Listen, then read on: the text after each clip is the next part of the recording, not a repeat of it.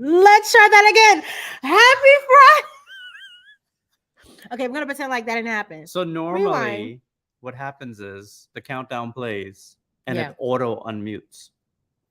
And Not this Friday. it wasn't so auto this Friday. So we are gonna try that again Yeah, we're gonna try that again. because the beginning of this is gonna be pretty bad. Well, at least we wasn't going on for like 5 minutes. Like, at least we read the comments. Yeah. That's a disappointing start, but we're gonna start all over again. All right, So let's pretend as though the music just stopped. Hey guys, What's happy up, what's up, Friday. Welcome back. We are back. It's been a long time since we've seen you guys. It's been almost a month that the last time we seen you guys on a Friday night we haven't been live. home. The last time we We've been went working. live was to We've tell been you guys that traveling. we wasn't going live, and that was 3 weeks ago. So here we are. We're working, traveling. We're back home in Atlanta. We're on Virgin Voyage right now. It's Scarlet Night. We're on the Lido deck. It's Somebody Scarlet didn't Night. send you the memo. I know. Somebody didn't send me the memo. You didn't tell me to dress in red. And we are here and happy to be here. Oh boy, it has been a crazy past couple of weeks. The month of May is just not a good month for us because we are so busy with the girls and school and recitals and all these end of the school. Well, no, school things. this stuff May like that. just turned out to be like way busy. I mean, look. I mean, it so was like that last year too. In the 4 weeks, we took 2 vacations. We had my birthday cruise, which was good. We didn't get to talk about that because we never came back to go live. Probably. No. We didn't. Yeah, we didn't. No. Okay, so we had my birthday cruise. We were going for a whole week. We were in New York you were there for about 10 days. Yeah. All right. I came back and I worked pretty much every single one of those 10 days. Yeah. Richard was working the whole time I was in New York. Like 8 out of 9 days straight. But anyway, and then everything else. The girls had the dance recital. We were not able to go live for. They had dress rehearsal. Dress rehearsal. They had a lot. School has ended. Oh no, it was Royce. Remember, she had her recital on a Friday. Yeah. It was just a lot. So we are back, and I'm happy to be here. Happy to see you guys. And if you guys are here right now, or if you're watching this replay, go ahead and press that thumbs up button. This way, this lovely video can be promoted to other people who have no clue who a Rich and Jazzy Life is, because there's a lot of people who have no clue who we are. Right. So we're gonna waste no time getting into it. We have someone very special today. You know, our specialty is cruising. We love cruising, and in the name of that, we have an expert OG in the cruising game. Yes. Very different. Oh my gosh, I left the book downstairs. You did? Yes. Where is it? It's on the rack where where you fold the shirts and you stack the shirts up. Okay, so talk about what we're gonna do for people who do the right And I thing. went down to the basement and I left it there. Oh goodness. So what did you say, Rich? Talk about what? Oh right. Okay, guys. So yeah, it's on that rack. Okay, guys. So yes, we do have a guest. We were actually featured in his book, The Joys of Cruising Again. I hope that you guys were able to at least check out the podcast that I've been sharing so much on our social media, and also in Melanin at Sea. If you guys are a member of Melanin at Sea, I've been sharing it there as well. It's a great way for you guys to get to know us a little more, know about our backstory, how we came to be with the Rich and Jazzy Life, how we came to be with Melanin at Sea. And it was just a great interview. That was probably our second time. Yeah, we really never really featured. You guys always see us. We're never really featured in podcasts. No one really asked us to be on their podcast like that. We're usually on YouTube. So it was really nice to be a participant on someone's podcast and to hear ourselves and hear an interview. And it was really dope. Paul Thornton reached out to us, and we are in his latest book, in which we're going to be doing a giveaway. We are going to be giving away. Oh, my button's not plugged in. Huh? That's where I put it. You don't see it? Did you look on the bottom shelf?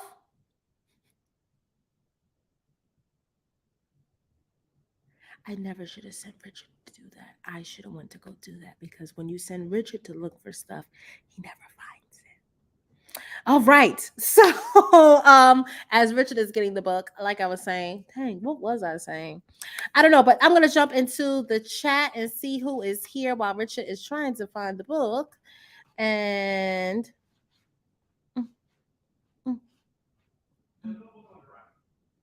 Okay, Richard.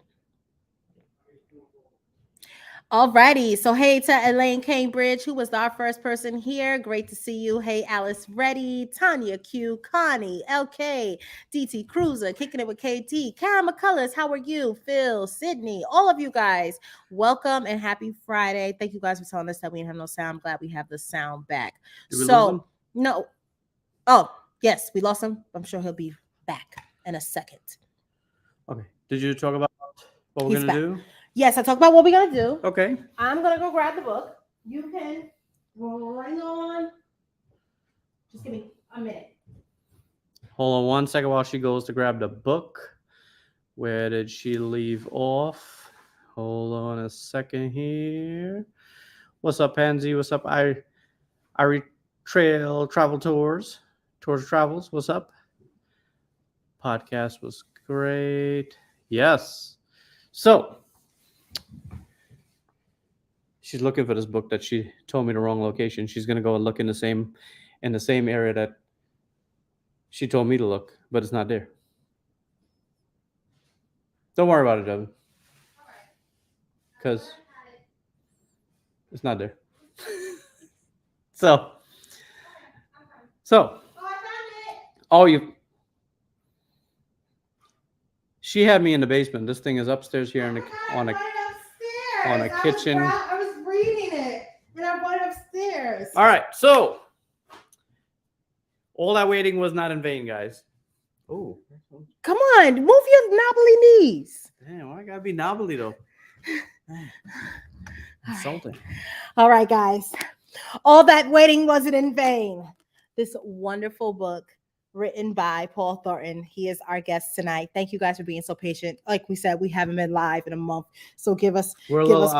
Out of practice. This 342-page book was written by Paul Thornton, and it could be yours tonight if you stick and stay around for this live. And it's a really good read, especially if you love cruising. So, and especially if you love a Rich and Jazzy life. Right, because we're featured in it. And without further ado, let's bring in our guest, Mr. Paul Thornton. Hello, Paul. Hello. How are you? Well, I am doing fine. Glad to be on. Hello to all of the Rich and Jazzy Life fans who are on. Yes, so happy that you could join us, and now we feel like we're interviewing you. Every time we speak to you, you're interviewing us. We turn the tables on you. Turn the tables on you. Be gentle. Yes, I'm going to be gentle, very gentle. All right, guys. So everyone say hello to Paul Thornton in the chat, and we're going to start this lovely, simple. It's like a conversation interview. So, Paul, let's jump straight to cruising. Now, we know you are a OG in the cruising game. Yes. We remember you took your first cruise in... Before you were born. Yes. No, we're not... Almost. Oh, yeah. He took it the same year you were born. 1988. That's right. 88. That's the year I was born. She was born. Yes. That's right. So, actually, I was just exaggerating, but I was right. Yeah. Yes. Yeah, that was the year I was born. So tell us about your very first cruise. What ship was it? Paint the picture for us. How did you get booked on there? How did you end up on this cruise? It was a ship called the Royal Caribbean Sovereign of the Seas. Mm-hmm. And it was at the time, a game-changing ship. It surpassed the previous largest ship in the world by a whole lot. Oh, okay. And some say it introduced the mega ship era. So, but it was really nice. We were into traveling to the Caribbean, Jamaica. We were into all inclusives, and cruising sounded very similar to the all inclusives. But I was reluctant to cruise because I'm not gonna lie, I can't swim. Okay. Like many cruisers. And that's number one. Number two, a real close number two is, I didn't want to spend all that money and then you find out that I'm susceptible to getting seasick. Mm-hmm. So, but we went on the cruise. I'm one of those that got hooked on the first cruise. We loved it. Didn't have a problem with seasickness, and have been cruising nonstop ever since. Do you remember where the cruise left from? I know it left from in Florida. I can't remember where in Florida. Okay. And I couldn't even tell you the stops, but I can tell you it was nothing like cruising is today. Okay. Why so? Why you say that? It was very formal. Okay.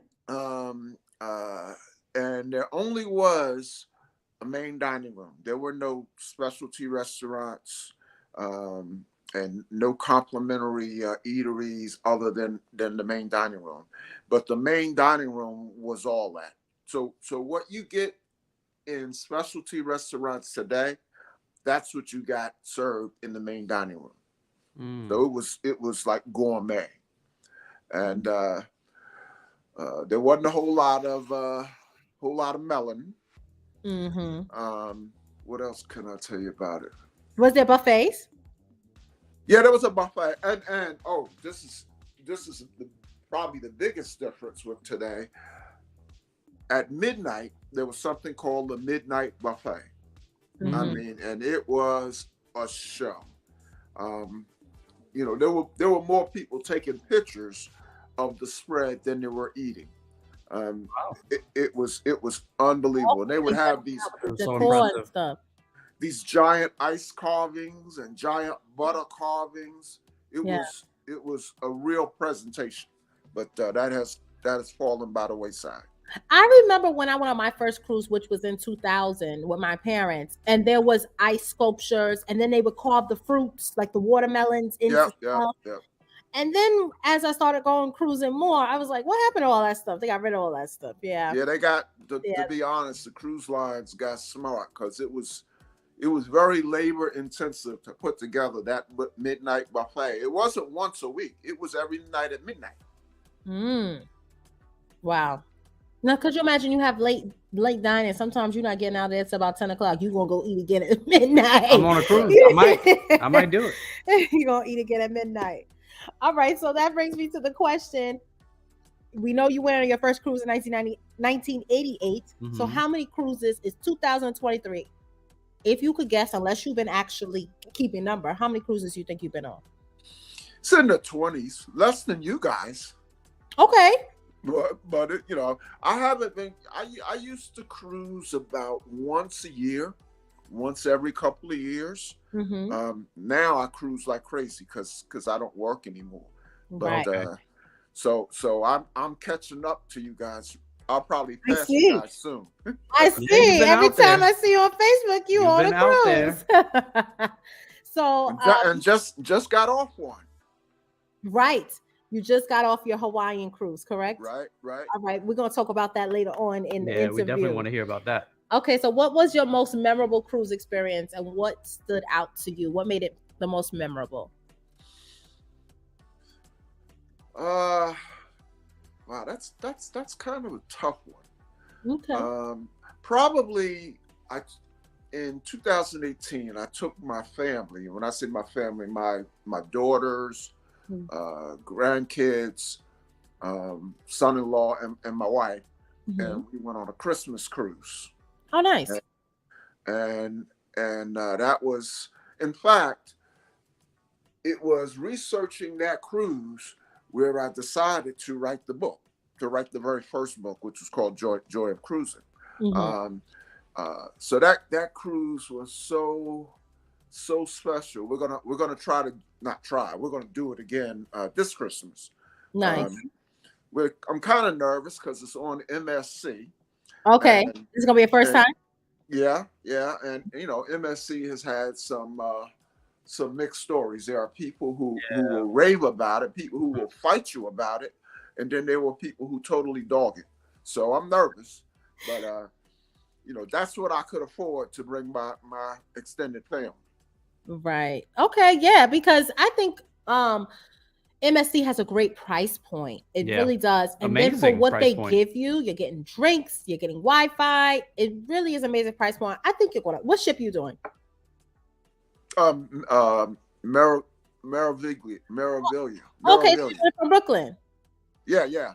Also, that's perfect because you're in New York. No, you're not in New York no more. No, but my family is they're in up that way, Jersey, Oh, and So it'll be better easy. for everybody's easy. Don't gotta fly. yeah.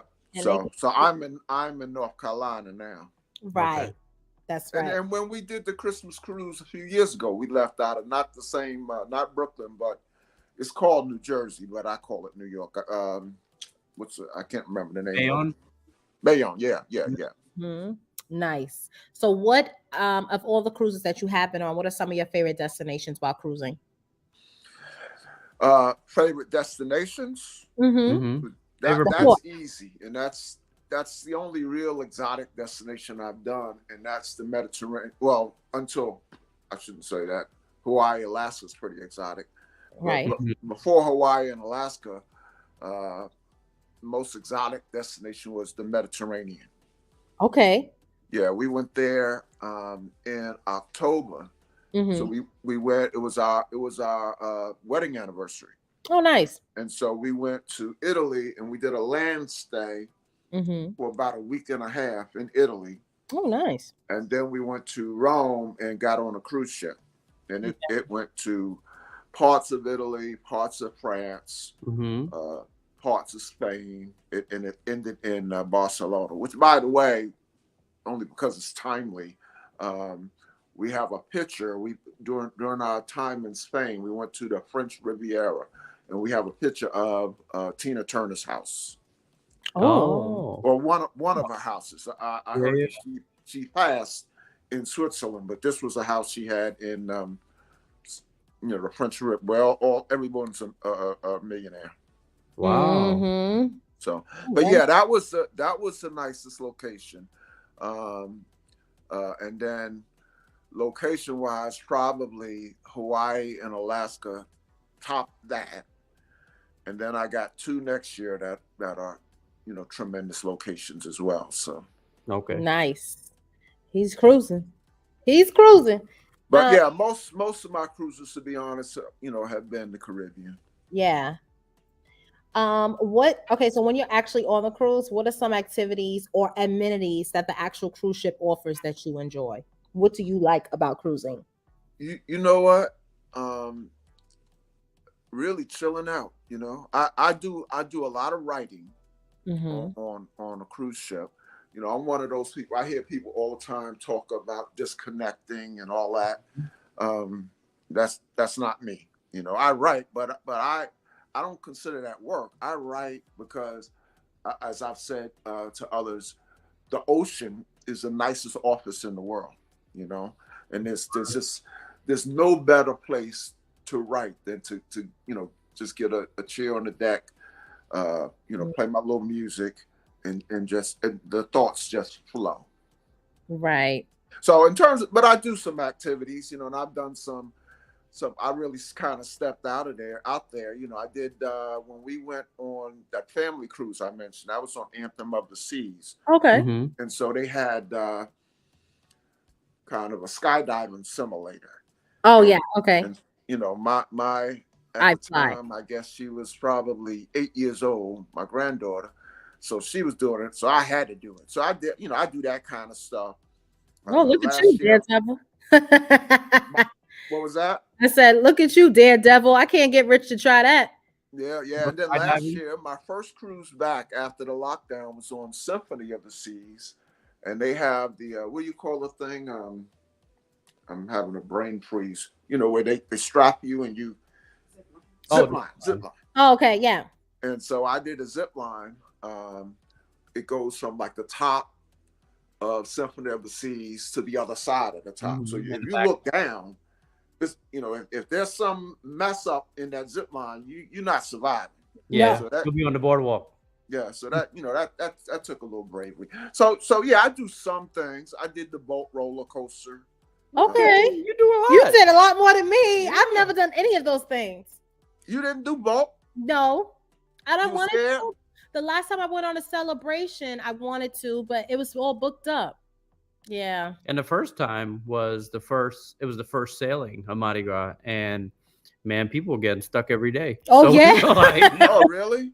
Yeah, I kept seeing people getting every stuck. day. And I was like, people no, were stuck. I'm So we was good. like, Yeah. Well, I tell you, I'm not a roller coaster person. In fact, before we went on Mardi Gras, some of your listeners, I mean, I doubt they'll remember it, but they might remember.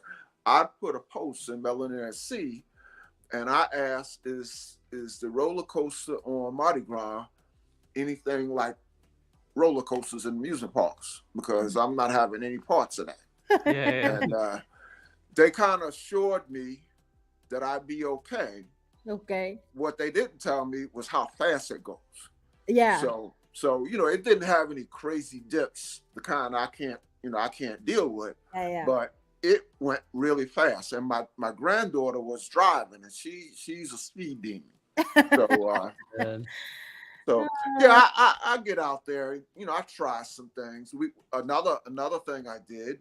This was on a sea day, and it started out fun. We went to the casino had like a happy hour. What's the drink in the morning with the champagne and orange juice? Mimosa. They had a mimosa happy hour. Okay. So we went to that, and we were feeling pretty nice. Mm-hmm. and now that was planned. We knew about that, but then in looking at the daily, whatever it's called, we saw like a bourbon tasting. Mm-hmm. Okay. And that wasn't planned. And it was Buffalo Trace. So they gave you like 6 different versions of Buffalo Trace bourbon. Mm-hmm. And when we left there, oh man, You was torn. I won't do two things like that in a row. You learned your lesson that day. This was on a Carnival ship. This was on no, that was on Anthem of the Seas. That was okay. Yep. Okay, I'm about to say I never seen no bourbon tasting on Carnival ships. Okay. Yep, nice. Yep. Very, very nice. Love that. So yeah, I do some things, but to be honest with you, I'm into relaxing on a cruise ship. We did a lot of that on the Hawaii Alaska cruise because that has 6 sea days. Wow. And we were lucky that the NBA playoffs were going on at the time. So that, we just kind of, I don't know how many pounds, 6 sea days, I gained 6 pounds. Because all we did was eat, watch games when they showed games. Because sometimes you get ready for a game and then they show rugby or something like that, Oh, okay. You had no control, it was unpredictable what they would show. So sometimes we didn't see any games. But anyway, but I mostly just relax. Okay, that's your thing. Right. Yep. Well, sounds like you mix it up. Yeah. And there's nothing wrong with that. Well, in your relaxing on a cruise, have you met people to form long-lasting friendships or connections with fellow cruisers during your trips? If so, how did those relationships develop? Not really. My daughters and my wife are much more social. They're what you call social butterflies. Uh-huh. And I'm an off the charts introvert. So that's hard for me to believe. Yes, everyone who tells me they're an introvert, I'd be like, what? When I talk to them, I'm like, this is very hard for me to believe. Because if you was an introvert, there was no way you would have reached out to us, talked to us on the phone, interviewed all these people that you've never met in person. But see, here's the trick. I might be an off the chart introvert, but I could tell in about 30 seconds of watching the first video I saw of you all that you all are off the chart extroverts. so I said, let me reach out to these folks and let me, I like to say I live vicariously through the people I write about. Okay. Nice. Okay, next question. Have you ever taken a themed cruise or a specialty cruise? Chartered cruise. Like a charter cruise. Oh yeah. I love them. The first one I took, and I almost said this when you asked me what was the best cruise I ever took, but I have to always say that family one, but very close to that was your family's listening, aren't they? What's that? Your family's listening, aren't they? Yeah, partially. But I went on Festival at Sea. Okay. Oh. And that's a theme cruise, and the theme is very unique because there's no other cruise that has really the same theme. Their theme is an African American cultural cruise. Okay. So a lot of people compare them to the Fantastic Voyage, but that's really like a music cruise, an R&B cruise. The Festival at Sea, they do have music stars, not a whole lot like Tom Joyner. So I have headliners. When I went, the headliner was Anthony Hamilton. Oh, okay. And then they had In Vogue. They had Avant. They had comedians, AJ Jamal, people like So they do have entertainment. Right, y'all nice and entertained. Okay. But it's really it's much more than just that. So they have they have fashion shows and an African costume night, and it's a, to use a $5 word, it's a holistic event, So do you feel like it's worth the money? Would you do it again? Oh yeah. All charter cruises are high. Really, because most charter cruises they have to pay entertainment. Pay artists and everything else. Yeah, the team of people have to get paid.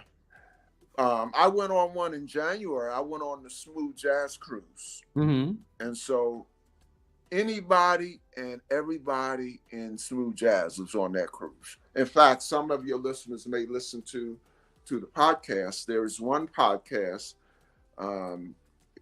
Some people have heard of Vincent Ingala, who is a very funky saxophone player, and so he performed, and I struck up a conversation with him, and I got him to do a podcast. And there's another artist. I don't want to say his name, and everybody who's listening will have heard of this artist. Okay. And I told him, I said, hey, I saw you on the Smooth Jazz cruise in January.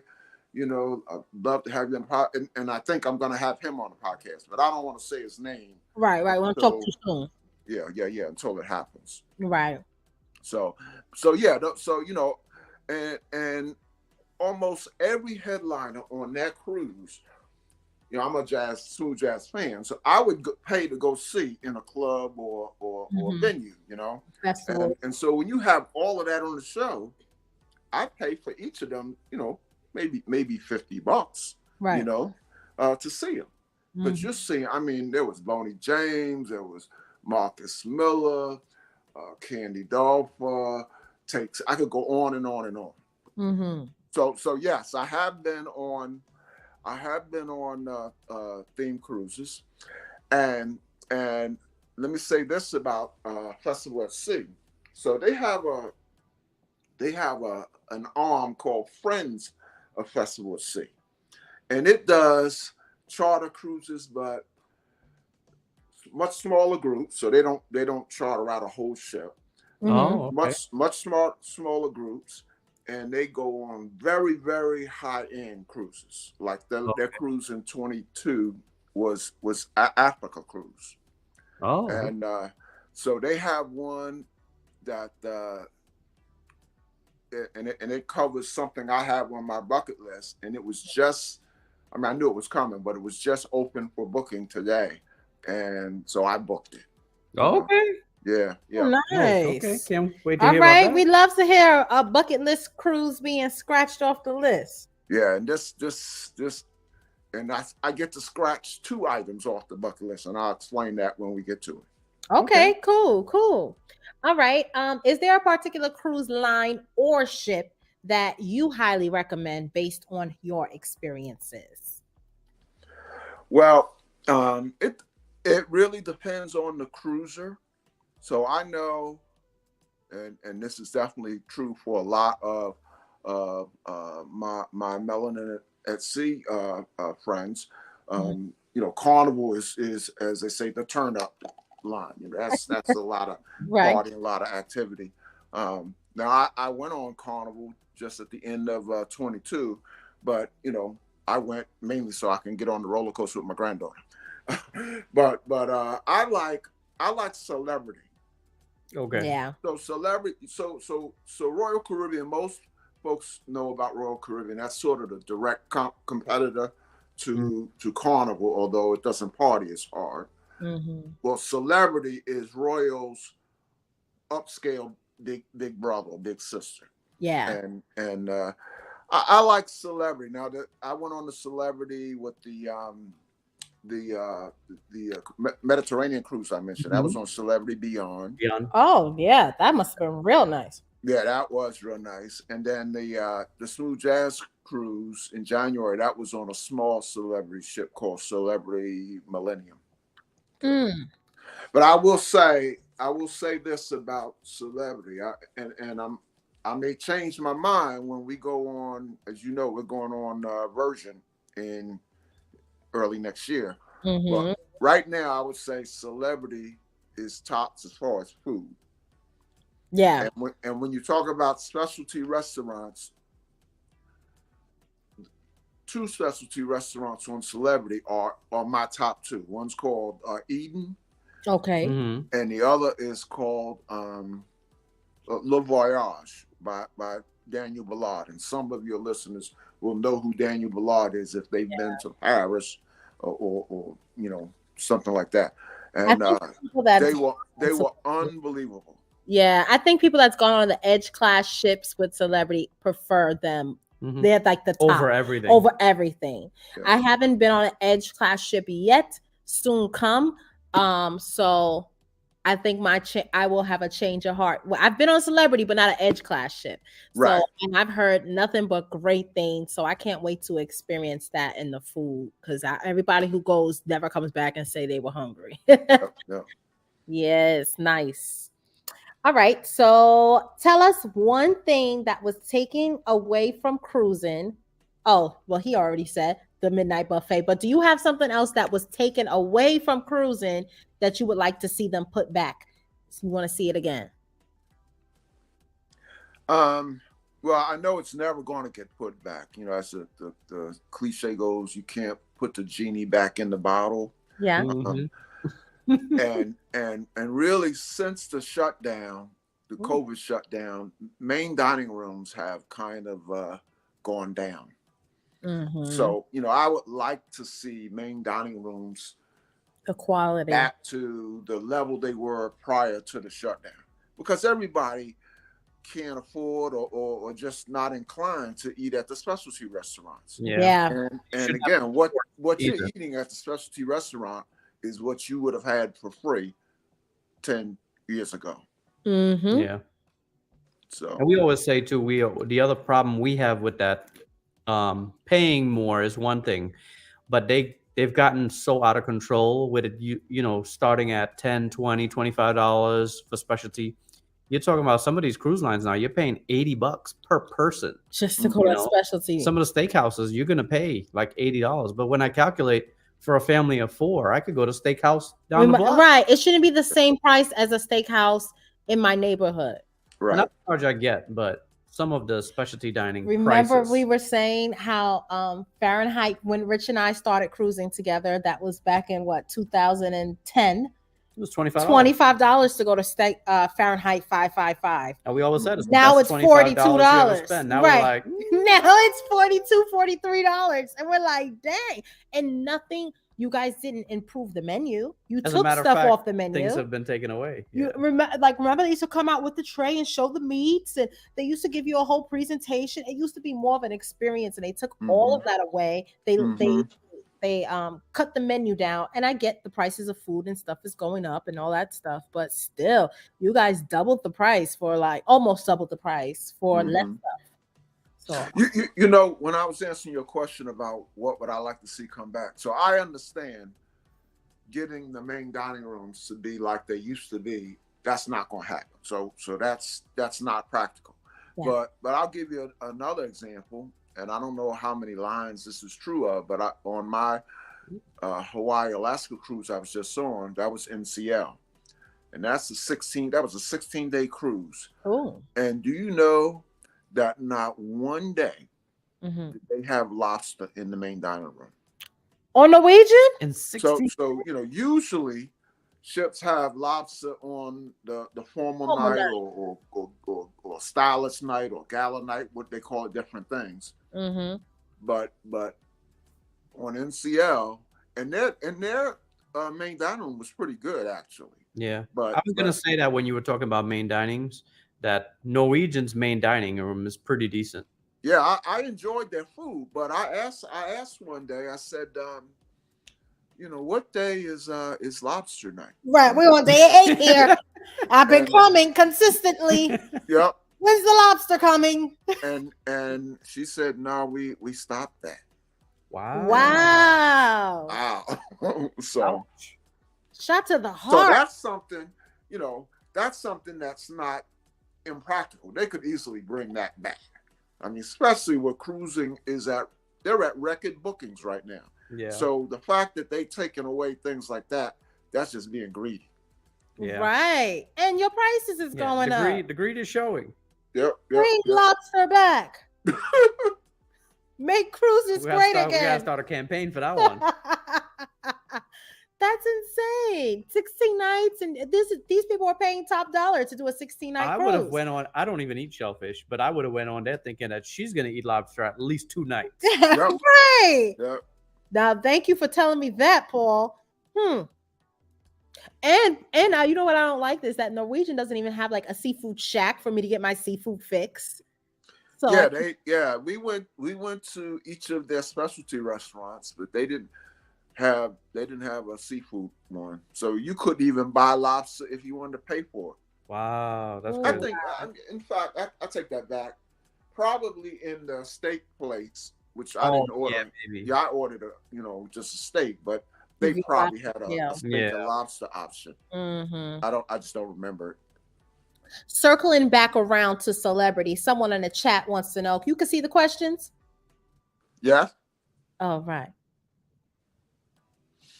The entertainment on celebrity is,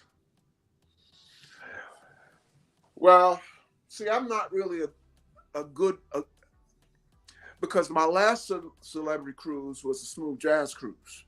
So that entertainment blew away anything and everything, so. Right. And then the one I went on in the Mediterranean, they only had one comedian. Okay. That was a 9-day cruise, and one comedian in 9 days is. We done heard your jokes. All right. When I went on Mardi Gras, which was a 7-day cruise, we had 4 comedians, and they were all good. Yeah. So Carnival, when it comes to comedy, Carnival is hands down. No one compares. Mm-hmm. So the comedian now he was good, and it was a brother, but that was it. Right. That's kind of hard to keep people entertained for 9 days. You're gonna start hearing the same jokes. And then the headliner, he was like a singer. Another brother. He was a Florida A&M grad. He sang at Barack Obama's inaugural. It was good. So the answer to your question is yes, although again, this was a Mediterranean cruise, starting in Europe, ending in Europe, and there wasn't very many of us. So it was a much older and melanin-free crowd than some people would prefer. Yeah. Right. I noticed that celebrity does have a lot of people of color as performers and singers on their ships, more so than other cruise lines that I have been on. What do you think? Mm-hmm. I think that's pretty true. Mm-hmm. Yeah. Very nice. Okay, so what advice would you give to someone who has never been on a cruise but is considering it as their next travel adventure? And I see all the time, I see people, saying, this is my first cruise, and they're going on a 14-day transatlantic. That makes no sense to me. So my advice is try a short cruise. Mm-hmm. Try a 3 or 4 day cruise and see if it's something, that you're feeling. But take a long cruise and you've never been on a cruise before, that's crazy. Yeah. Yeah. I always tell people short. I don't even say 7 for new. I feel like 5 is that sweet spot. Just do a full 5 minutes. I would say less than 7 Yeah. Yeah. cruising. Yes. Although, I'm one of those that believes that 90% of the time after your first cruise, you're going to get hooked. Yeah. Yeah. So on the one hand, I believe that. It sounds like I'm kind of contradicting myself because I believe that, but there is a small percentage of people who are going to have a bad time, and so why take a long cruise and risk having a bad time? Just take a short one and then sign up for another. Right. Yeah. Your first cruise was a 5-night, and he was hooked. And He loved it. But when you don't know the difference, 5 days is enough. Yeah. And all my early cruises were short, 3, 4, and 5. And there was 2 reasons. One, because I was poor. I didn't have a whole lot of money, and so that I did what I could afford, taking my daughters, when they were growing up. And then the other reason, we had businesses growing up, and if you're a business owner, it's almost impossible to be away. And so we were scared to be away any more than a few days. Yeah, that makes sense, especially if you're working, you got business, you got things to return to, people got pets, they got to leave their dogs in a kennel, all that stuff. So I completely understand it. And that's also why we offered our next Melanin at Sea group cruise to be a 4-night. Over the weekend. Over a weekend. Yeah, just to offer something, because people are like, oh, just 4 nights. But just to offer those people who can't go on a 7-day with us, hey, less PTO. Right. 4 days, it's a weekend, come on out, extended weekend, come on out and enjoy with us. And it was a lot of people that really appreciated the fact that, hey, it's 4 days, I don't have to use too much of my time, and we can go and enjoy. So it different days meets everyone's needs for a reason. Right. So tell us about the Hawaii cruise. You took a 16 days on Norwegian. It left from where? It left from Honolulu. Okay. So we had to fly from the East Coast. That flight was a drag. Straight flight? You connected? Oh no. We stopped in Chicago and then stopped in LA. And I was thinking, I don't know why, I must have cut geography class when we covered this in school, but I was thinking LA to Hawaii was very close. So I was thinking we were going to be there in a couple of hours. That was like a 5-hour flight. Right. Yeah. So yeah, that whole first day is, if you live on the East Coast, that's a drag. But so yeah, we stopped. We embarked in Honolulu, and we got there, a day early. So we did do the tourist thing in Honolulu. Right. And I will say, when I cruise and I go to cities, and you only get a taste of the city for just a few hours or a day, I do sometimes pick cities that I would like to go back to, and we would like to go back to Honolulu as a land vacation. Yeah. It looked like a lot's going on there. It reminded me of it's nowhere near as large as New York, but it reminded me of a New York that's surrounded by water, ocean, and surrounded by, I know that New York City is surrounded by water, but this was surrounded by pretty water. But much nicer than New York City water. Oh yeah. Hudson is not it. No, this was surrounded by water you could surf in, although I can't see me surfing, but when I was in Honolulu, I saw every age and every shape surfing. Wow. So nice. But yeah, so we left out of Honolulu, and then we did several Hawaiian islands. The first one we did, we had a friend, it was Kona. The island was called Kona. So that was one island we didn't get an excursion because we had a friend who had relocated there. So we hooked up with the friend and took them out to eat, and she was my daughter's college roommate. Oh, okay. And she's my wife's sorority. She was Delta, so that was really nice. Oh, nice. Yep. And she lives there. Yeah, she there are some professions where if Hawaii is short, they will actually pay you to come. And so she was doing, I think physical therapy or something like that.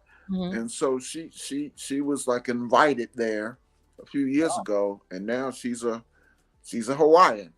Wow, Oh, that's nice. dope. That's really dope. Yep.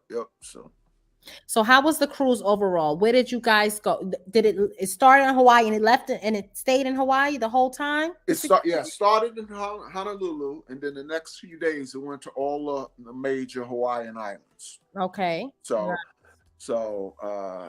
one island, like what was the island? What was the Norwegian ship, by the way? It's called a Norwegian Spirit. Oh, okay. It's their smallest ship. It's small and it's old. It was built in 1998, but you wouldn't know it because they just had like a $200 million renovation. Yes. So the inside of it looked new. Nice. But so the new with no lobster. I said new with no lobster. That's right. And one island is called Hilo. And so in Hilo, we went to a place called the Volcanoes National Park. So tonight, I'm going to post on Facebook. I have pictures of us standing in front of this volcano in Hilo. And I have a picture of it as of today. It has erupted. So you won't believe it's the same place we were standing. Wow. Oh, wow. Yeah. So what you see recently erupted? Yeah, like right now. Oh, right wow. Now. Oh. Yeah. So and the picture of it erupting is beautiful. So yeah, I'm gonna post that tonight. Okay, nice. We'll look out for that. All right. Well, let's get into. And then I'm sorry. After Hawaii, we had 60 days, and then all of the stops, the traditional stops in Alaska over the next, 5 days. So it was to Alaska. Mm-hmm. Wait, you went to Alaska too on this Hawaiian cruise? Yeah. Oh wait, I missed all that. I thought this was just a 16-day through Hawaii. I didn't realize that you also went to Alaska. How did you pack for this trip? How many bags you had? It was a challenge because that would be we overpacked. Okay. I mean, my daughter gave me these hand warmers. I had my other daughter gave me these nice hunter boots. It was. It was like in Hawaii. I'm sorry, in Alaska, it was like in the 40s. But at one island, it was like 65. Oh. And I saw people with short sleeves, not me, but I saw people with short sleeve shirts on. Okay, so it's like not us. Right. Yeah, I get it. I get it. Okay, so the coldest it was 40 something. Okay. Yep. That sounds like a really amazing cruise to go from tropical to ice. Yeah, I call it we call it fire and ice. In fact, and I'm not selling my podcast, but I have a podcast. No, sell it, please. Yeah, that's why I have a podcast episode called Fire and Ice, and it's just sort of my reflections on the trip. Oh, nice! I gotta listen to that one. Was that cruise called Fire and Ice? Someone just asked. Was that? Yep. That's really dope. So they don't always do that. That was like a specialty thing that they did. They do it, I think, once a year. Okay. Was a lot of people on the ship? Was it sold out? Yes, it was. Okay. Yep. Nice. Did you see any children on the ship? 1,800.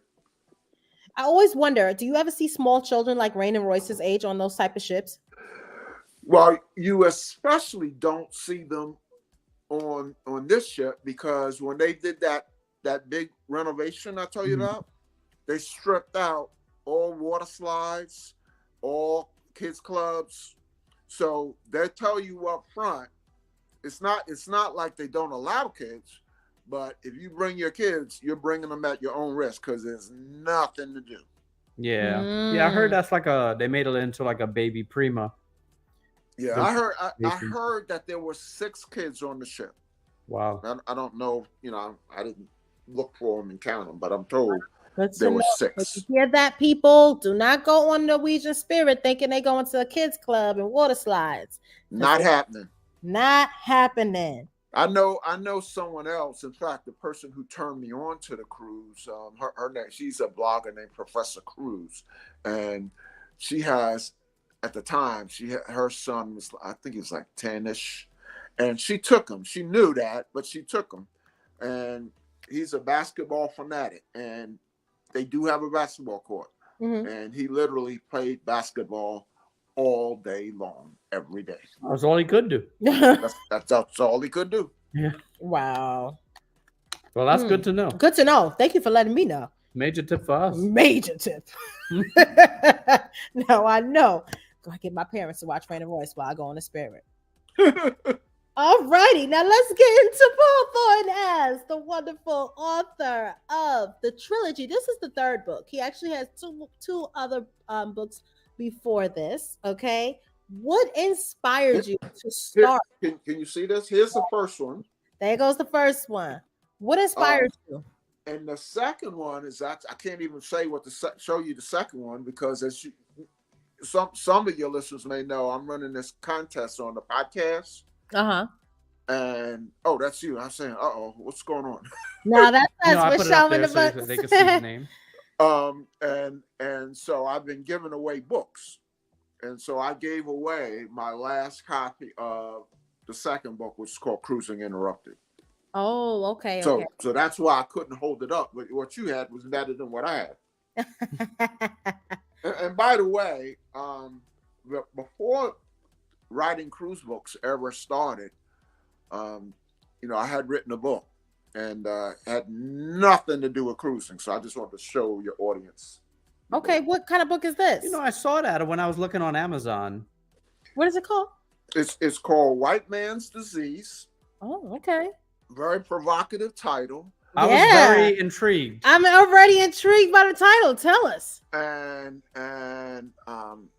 just to brag a little bit, it won a first grand prize in a national award. It's a memoir. It would take too long to explain why it's called White Man's Disease. Okay. Although in the first paragraph, I use the term, and it's I replay my first time hearing the term. So I didn't make that term up. I heard someone say it, a white man say it on national TV in the 70s, and I damn near fell out of my chair, because I said, did he just say white man's disease? But anyway, it's about an incident that occurred when I was 29 years old, and an absolute life-changing incident. And I wrote about it 30 years later, because my daughter was getting married, and she said I had to give a talk at the reception. And I said, well, what am I going to talk about? Because I didn't want to do that. And she said, talk about memories of me growing up. And so I couldn't talk about memories of her growing up without talking about the events that occurred when I was 29 years old. Mm-hmm. She was 6 at the time. Okay. And so I told the story, I told the story at the wedding reception. And as I was telling the story, the more I said, the better I felt. And at the end of the story, to use the Hollywood cliche, there wasn't a dry eye in the house. And when I went back to my hotel room, I said, I gotta hold on to that feeling that I was feeling when I was telling the story. Mm-hmm. And so I started writing the book that night. And it was an experience. So it's a memoir. It's a memoir. Yeah, now, you might say, some people who are listening to this might say, well, who's he? Why would he write a memoir? I never heard of him. I'm not famous. But yeah, it's a pretty moving story. Oh wow. I gotta read it. You want to give us some cliff notes? No, you gotta read it. Yeah, as soon as I pulled it up and I saw it, I was like, ooh, So someone did ask, where can these books be purchased? In the description of this video on YouTube, there's Amazon links to all three of his books, and you can click somewhere in there. It'll actually, I'm sure, suggest his other book that he also mentioned. But the three cruising books are in the description, so you can order those on Amazon right now. Yeah, and I'll send you the link to White Man's Disease. It's also on Amazon. Okay. And I'll update it and I'll add that on the list too. So if you're watching a replay, that will also be in the description. So you guys can go ahead and order your copy. Yes. So got me all into it. Yes. And you're more interested in that book than the have you ever thought about doing your books as like the memoir, an audiobook? Is it an audiobook as well? I never have.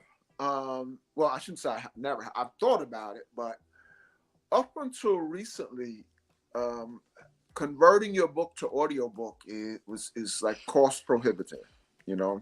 So it would make sense for people who have like New York Times bestsellers or something like that. Okay. But for an independent writer like me, it's hard to make your money back. However, now with all of this new stuff coming out about AI, it's becoming a little more affordable. So I may very well do something like that. Okay. Yeah, I personally don't really sit to read books ever, but audiobook is great. I've been knocking out some audiobooks. Yeah, and I'll be honest with you, I'm the same way. So you know, it makes sense. It just was more of an economical thing. Yeah, you know, I have this thing, Rich and Jazzy, where when I'm on a cruise, I will walk around like the pool deck, and because you see all these people, you know, laying back reading the book, and I'll just walk around the pool deck looking for one of my cruise books, and I have yet, but then again, I see some people reading, you know, iPads or Kindle, things like that. So I say, well, maybe they got it. Yeah, right. You never know. I have never seen anyone sitting around the pool read my book, and in my mind, it's like one of my cruise books.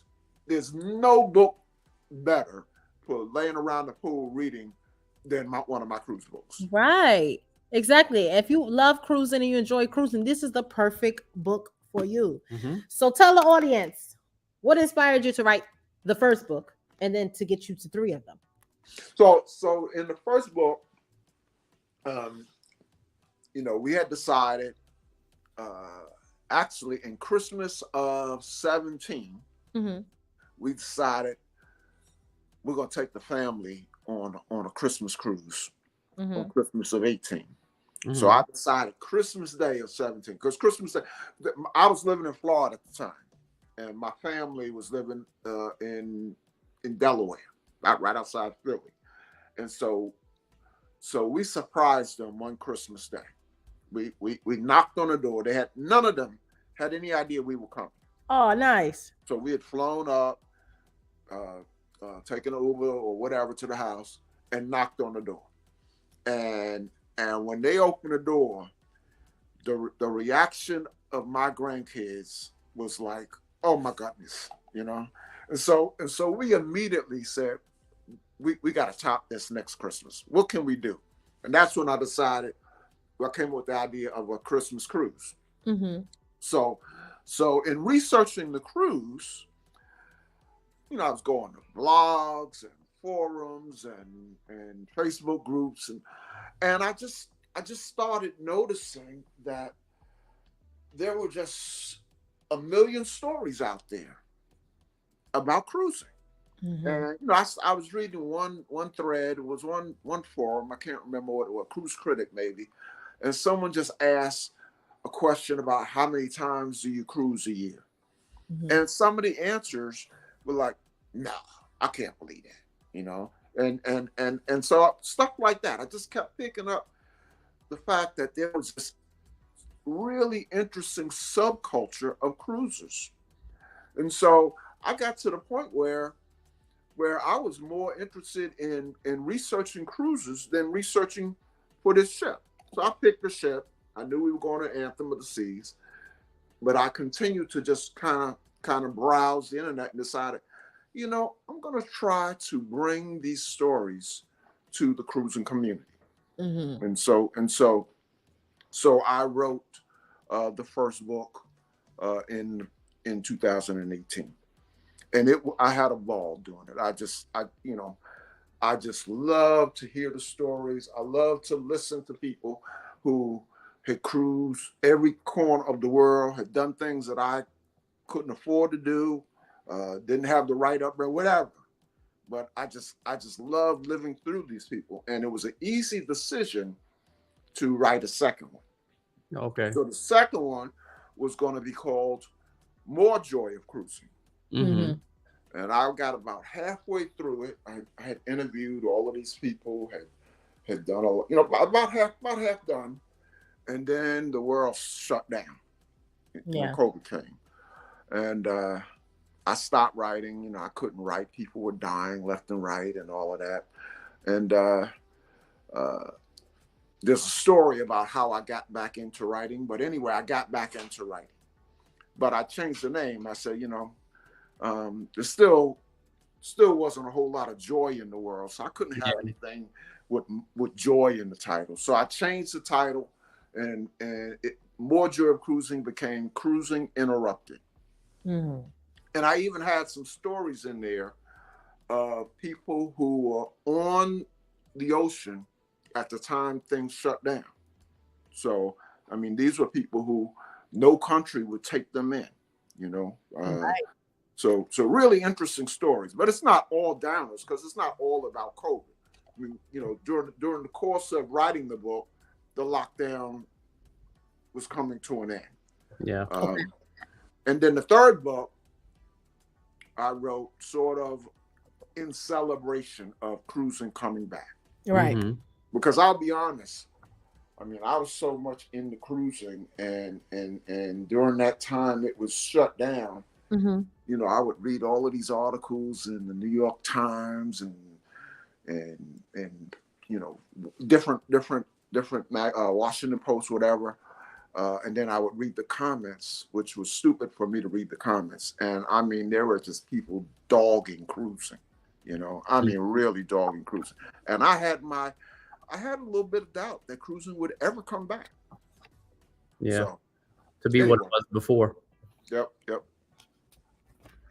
Makes sense. So, can you share some of the memorable experiences or stories you encountered while researching or writing this book? Yeah, there's quite a few that stand out, and a couple of these folks I've actually had on the podcast, and pretty much anybody who's been in the book will eventually be on the podcast. But I had a guy. He played with Ray Charles when he was 17 years old. He played with Graham Central Station. Any of your listeners who remember a song by Graham Central Station called The Jam, real funky. And there's a drum solo, and the drummer says, "My name is Manny," and like that. Well, this is Manny. Manny Keough is a guy who I covered in the first book, and he was on the podcast recently. He won a Grammy, actually, playing drums for Billy Preston. Okay. So he's won, and you might say, well, what does he have to do with cruising? And that is because today, he's in his 70s now, he plays in a jazz ensemble on Royal Caribbean.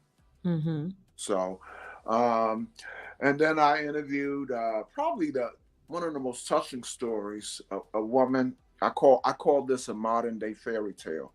She was a woman. She was a woman who was a retired teacher, Mm-hmm. and she worked on a farm. She was a farmer. And make a long story short, Royal Caribbean was getting ready to introduce Independence of the Seas, by far the largest ship situated in Europe. And they decided to do something different for the Garden Mother. Instead of royalty, because they tend in UK to get royalty to be godmothers, or celebrities like Judi Dench, Helen Mirren, people like that. they decided to the godmother to be someone who's done special things for the community. So this woman who ran this farm, at the farm, it was for like uh,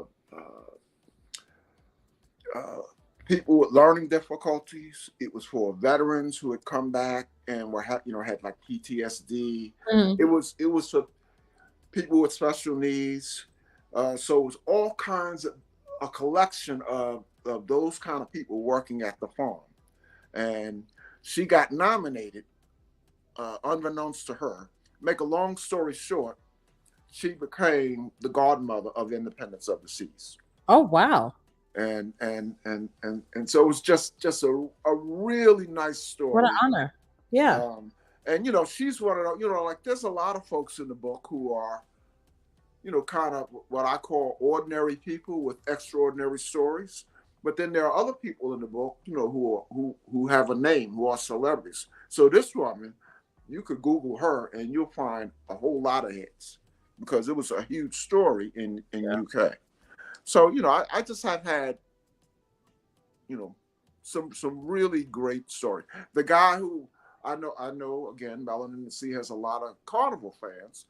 So the guy who built or designed most Carnival ships up until 2014, he retired in 2014.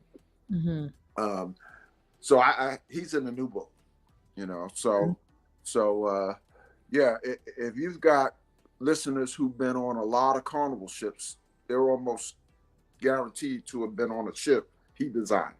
Right.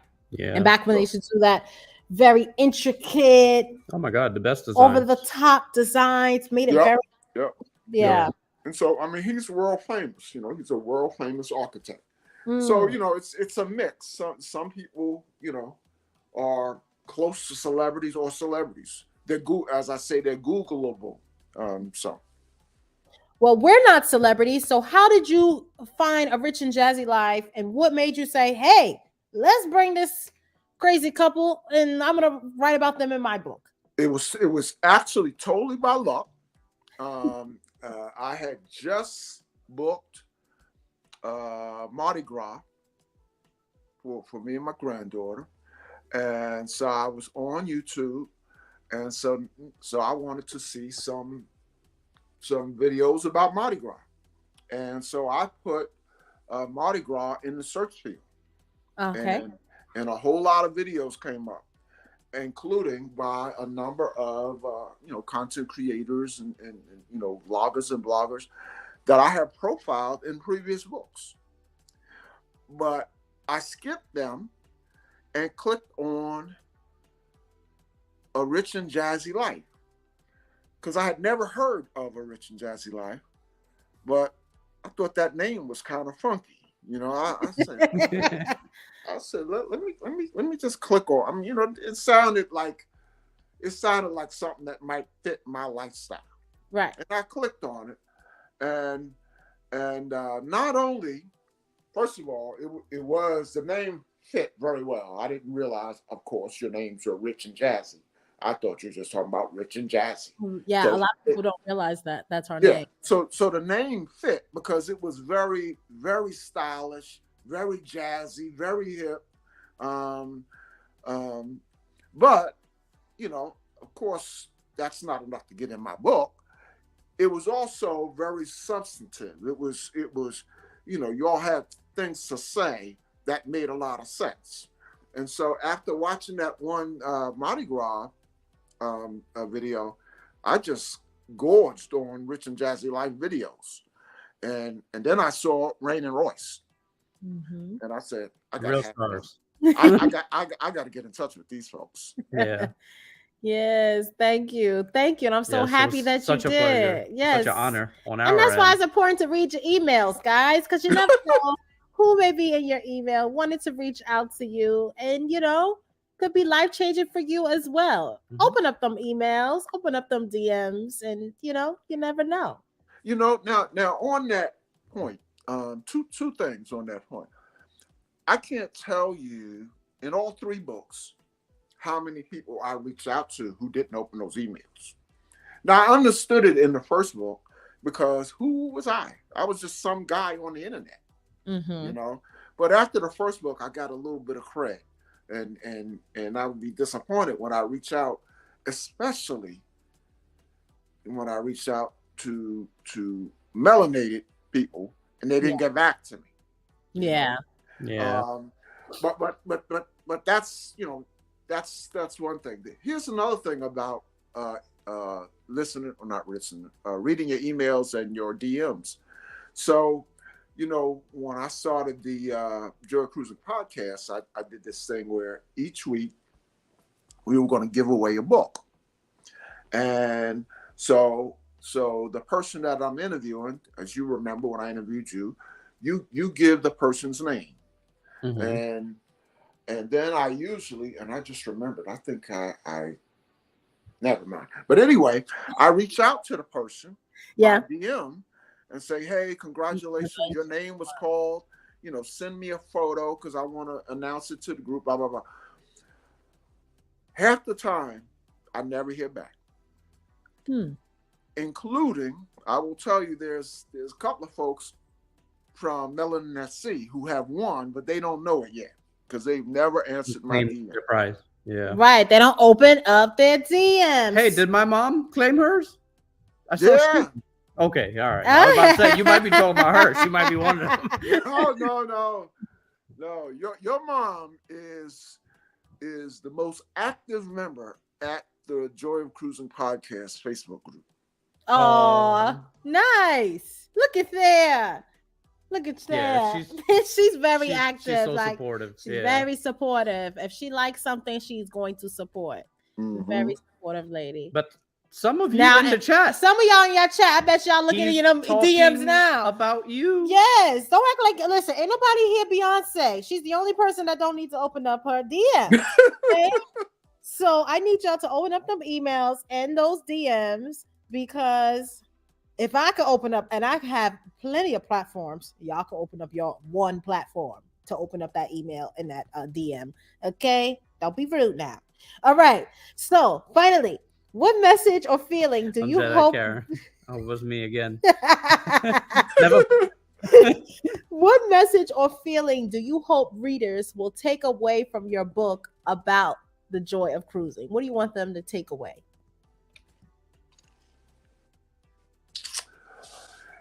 There's two answers. So for someone who hasn't cruised much or hasn't cruised at all, now you might say, well, who would read the book who hasn't cruised at all? And you know, it's possible. So you know, because you don't really have to be a cruiser to enjoy the books. I know that probably sounds counterintuitive, but it's stories. You know, right. It's interesting stories. It's connected to cruising, but it's not per se about cruising. If you're in the book, there's a story I want to tell about you, or you have a story that I want to share with the cruising community. But anyway, for those who cruised a long time ago or never cruise, but they're curious, I want them to read the book. And then when they're done, I'm gonna book a cruise. Right. You know, and for those who are, you know, passionate cruisers like yourself, if you're passionate about something, then you like reading, hearing, and watching anything that has to do with your passion. And so, for those folks, I just want them to read the book and at the end have a smile on their face. You know. Yes. And even get finished with the book much faster than they thought, because the stories are all compelling. I mean, it's not one long dragged out story. It's a compilation of individual stories. Like your feature, I can't remember how many pages. It might have been 30 pages. You know, and let's say you're in chapter 11. It's the kind of book where you could buy the book, open up chapter 11 and read your story, then go back to chapter 3, read that, then go to chapter 15, right. You don't have to read it in order. Yeah, so it's not like a long book of sequential chapters. It's just Mhm. a collection, a compendium of stories. I like that. Yes. So tell us, Mr. Thornton, give us a sneak peek into any upcoming projects, your podcasts, your books, anything cruising Which we related. didn't get to touch on much, but if you guys do not know, in addition to these books, he Mhm. is now a podcaster. Yes. And we were And on the podcast. all these people that are in the book, like he said, they're eventually gonna be on there. But he's got some big names Yeah. in the cruising industry in terms of influencers and things like that. Yeah. And he has them on his podcast with great interviews, including us. We had a really nice one, which we really enjoyed, even listening the replay on our own. But yeah, that's what I was saying in the beginning. It was very interesting to hear us talk. that's something else I'm going to leave the link to in the description. It's not there yet, but it will be there by tomorrow. I'll add it in there tonight. So that'll all be in the description. So when you finish this video, you can go ahead and purchase 3 books, 4 books. It's up to you. He has 4 books out there. Yeah. And then you can go ahead and subscribe to his podcast. You could check that out. I'm telling you, skim through the people that he has on there. He's got some big people in there, some great stories. And more importantly, after you purchase the book, make sure you leave a review. On the Amazon. Reviews on Amazon means a lot. Just like we ask you guys to leave a comment on our vlogs, and it helps push our stuff. Reviews, just like when you guys purchase something, you like to see a review of something. So leave a review. If you are one of those people that won the book, go back and leave a review on the book. Now, I know I have to go back and leave. I'm up here telling you I ain't leave my review either, but I will go back and leave the review. Make sure you guys leave the reviews on the books that you purchase. And we will be giving away one tonight. All right. The podcast airs every Thursday. But I'm so booked up. I'm booked up like through November. Hey. Wow. And so I run into some guests that I really want to bring to the cruising community, and I don't want them to wait till November. So I've been doing what I call a bonus episode on Mondays. Nice. So for your listeners, on this Monday, I have a bonus episode coming up. It's called the Jen Danielle Experience. Her name is Jen Danielle. Yes, Miss Jennifer Danielle. Yeah, she's a creator. She's a social media star, whatever. Yes. And so that's on Monday, and we're doing a thing on Virgin Voyages. A lot of curiosity about Virgin, and so she's really known more for solo travel. Yeah. So it's as much about solo traveling as it is about Virgin, but it's good. It's good. So that's going to be Monday. Next Thursday, for any of your fans who have sailed on Royal Caribbean, they are very likely familiar with the Royal Caribbean blog. So Matt. Yeah, Matt from the Royal Caribbean blog is next Thursday. Oh, and so there's people like that continually. Look at there, guys. Like, he really does have like the big dogs, the big people on his podcast and his book. If you can't get enough of cruising, go and listen to the pod. While you can put it on while you're cleaning up around the house.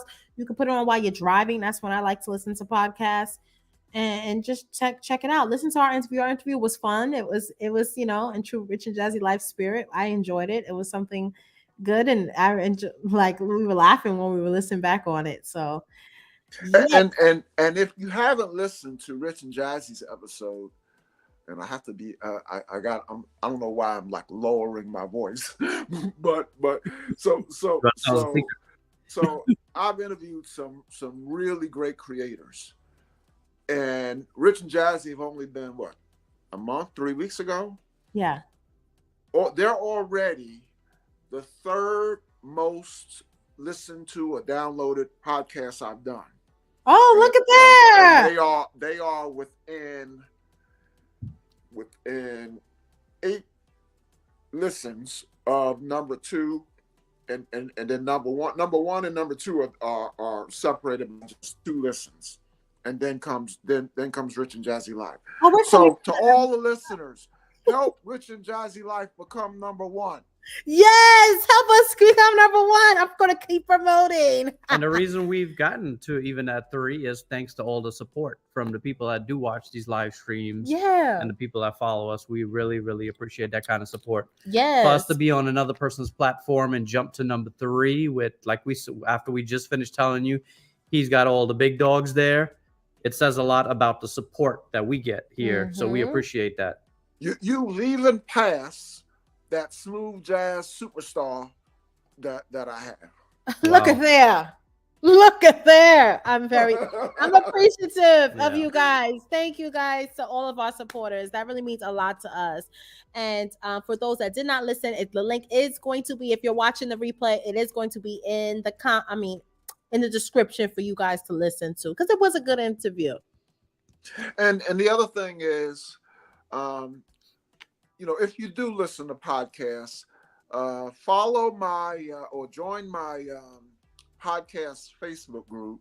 Right now, we're running a giveaway. I mentioned that, a free book, although what we've said is while supplies last. And I can tell you that's going to end in a month or two. But just join the group anyway. Right. Join the group. Join it. So we're going to take some questions that we have for Mr. Paul Thornton from our chat that we were not ignoring, you guys. We saw at least I think we starred every question that we saw. So we're going to go through them in order. So shout out to Dahlia. Dahlia says, "Hello, sir. Great interview. What made you write a sequel to your book?" It was just so much fun. I'm just passionate about cruising and talking to people who've done, dozens of, I talked to someone who has done over 500 cruises. Dang. Wow. And talk to people who have sailed to Antarctica, and it will blow your mind, the types of cruisers I've had conversations with, and it's just, just again, I know I said this before, but living through those people's experiences, I just had to do it again. Completely get it. Shout out to Here's the Thing, Asha. Thank you so much for becoming our member. We really appreciate you joining our membership. And we have a members only meeting coming up next week. So all our members will be able to come to our private meeting. It's actually a Zoom meeting where it's not just us talking to you. Like, we're sitting here interacting and having a Zoom meeting. So if you want to become a member and chat with us, it's good fun. We talk cruising, we talk life, we have a good time. So thank you so much for joining. Thank you so much to Ponzella. Oh, that's not the next thing. Oh, the next thing is a Hawaiian cruise expensive? Any tips on keeping this type of cruise affordable? I would say that both Hawaii and Alaska are expensive. Yeah. Those are kind of just the flight alone. It's almost hard to get around that price, to be honest, with most people. It's got to be a bucket list thing. Us looking at it ourselves too. It's hard to get around. Now, hopefully the person asking that question lives on the West Coast. Right. Because that's exactly one way to make it more affordable is to live on the West Coast. Yeah. Start there. Yeah, it's pricey. Thank you so much, Ponzella Johnson. Thank you for pulling that up, Richard. Okay, thank you for the cruise chat live and Jazzy Wings on me. We love a chicken wing. We gotta order Thank that. you so much, Ponzella. Okay. We really appreciate that super chat. Thank you so much. Vibe. Thank you so much. So another super chat that we received is from Yolanda. Thank you so much, Yolanda. And thank you for being here and always in our lives and supporting. Thank you so much for that super chat. So we have a question from Robert. Are the books available on audiobook? So we talked about that? Nope, not yet? Not yet. Nope, not yet. Is the hard copies on Amazon? Yes, Reese. I dropped the link in the live chat, and the links are in the description. So the only one that's not available in hard copy on Amazon is The White Man's Disease, the one that's not cruising. Okay. There are a few hard copies of that left available, not on Amazon. Mm-hmm. And if you want to order those, you have to go to the website, which is whitemansdisease.com. Oh, okay. Okay. Gotcha. Now, are you shipping that book like yourself from your house? Yeah. Okay. I have a few left. I used to do it through Amazon. Mm-hmm. And what I found was more people wanted to order it through me to get it autographed. Oh, makes sense. nice. So I stopped selling it on Amazon and I just fulfilled it myself. And I'm down to, there's only a few left. And so Nice. at some point soon, I'll be telling people you can only get it through Amazon. Yeah. Nice. And last question. Very interesting and informative. Would Mr. Paul be cruising with us on the Melanin at Sea Aruba cruise? Well, he said he meant Bermuda, but Bermuda. Oh, Bermuda cruise. That's the one that's coming up in July. Mr. Paul Thornton. I'm looking over at my wife. She look like no. We're gonna move on from that one. But we would hope that we are going to continue to do at least 2 a year with Melanin at Sea. That one day you and your wife can join us on a Melanin at Sea cruise. Yes. Yeah. I looked over at my wife, but like I said, literally today, I booked that other cruise I was telling you about. And right. She said, "Don't think about that now." She won't be approving 2 of them today. That's going to put us in the poorhouse for a couple of years. Okay. Not a couple of years. Those charter cruises are no joke. Yeah, those charter cruises. Trust me, we did the Uber Soca, so we already know a charter cruise. The price point is they not taking no casino rates on those cruises. Hey, by the way, do you play in the casino, Paul? Yeah, I mean, I lose. I look at it like entertainment. All right. So I'll we'll say this is how much we're gonna lose. Right. Because you always gonna lose. Mm-hmm. I mean, yeah, there's a few of us who get lucky from time to time, but 9 times out of 10 you're gonna lose. So yeah, I play in it, but I play in it because it's fun. It's entertainment. What is your game of choice? Slots, roulette, blackjack? If I had more money, I would play blackjack because I just sit there all day. Yeah. But because there's always a finite amount of money I'm willing to lose, we just go to the slot machine. Nice. But you know what? That's how you get your points. It used to be I could take $50 and go to the slots and kind of entertain myself for hours. Right. Today, $50 will be gone in 20 minutes. Oh yeah. Less than that. We have one more last question for Mr. Paul Thornton. From Sydney Stephen, would you ever do the 9-month or 3-year cruise? The answer is I would, but my wife will not. Oh, okay. So yeah, I'm fanatical about cruising. Mm-hmm. She's a bit less fanatical about cruising.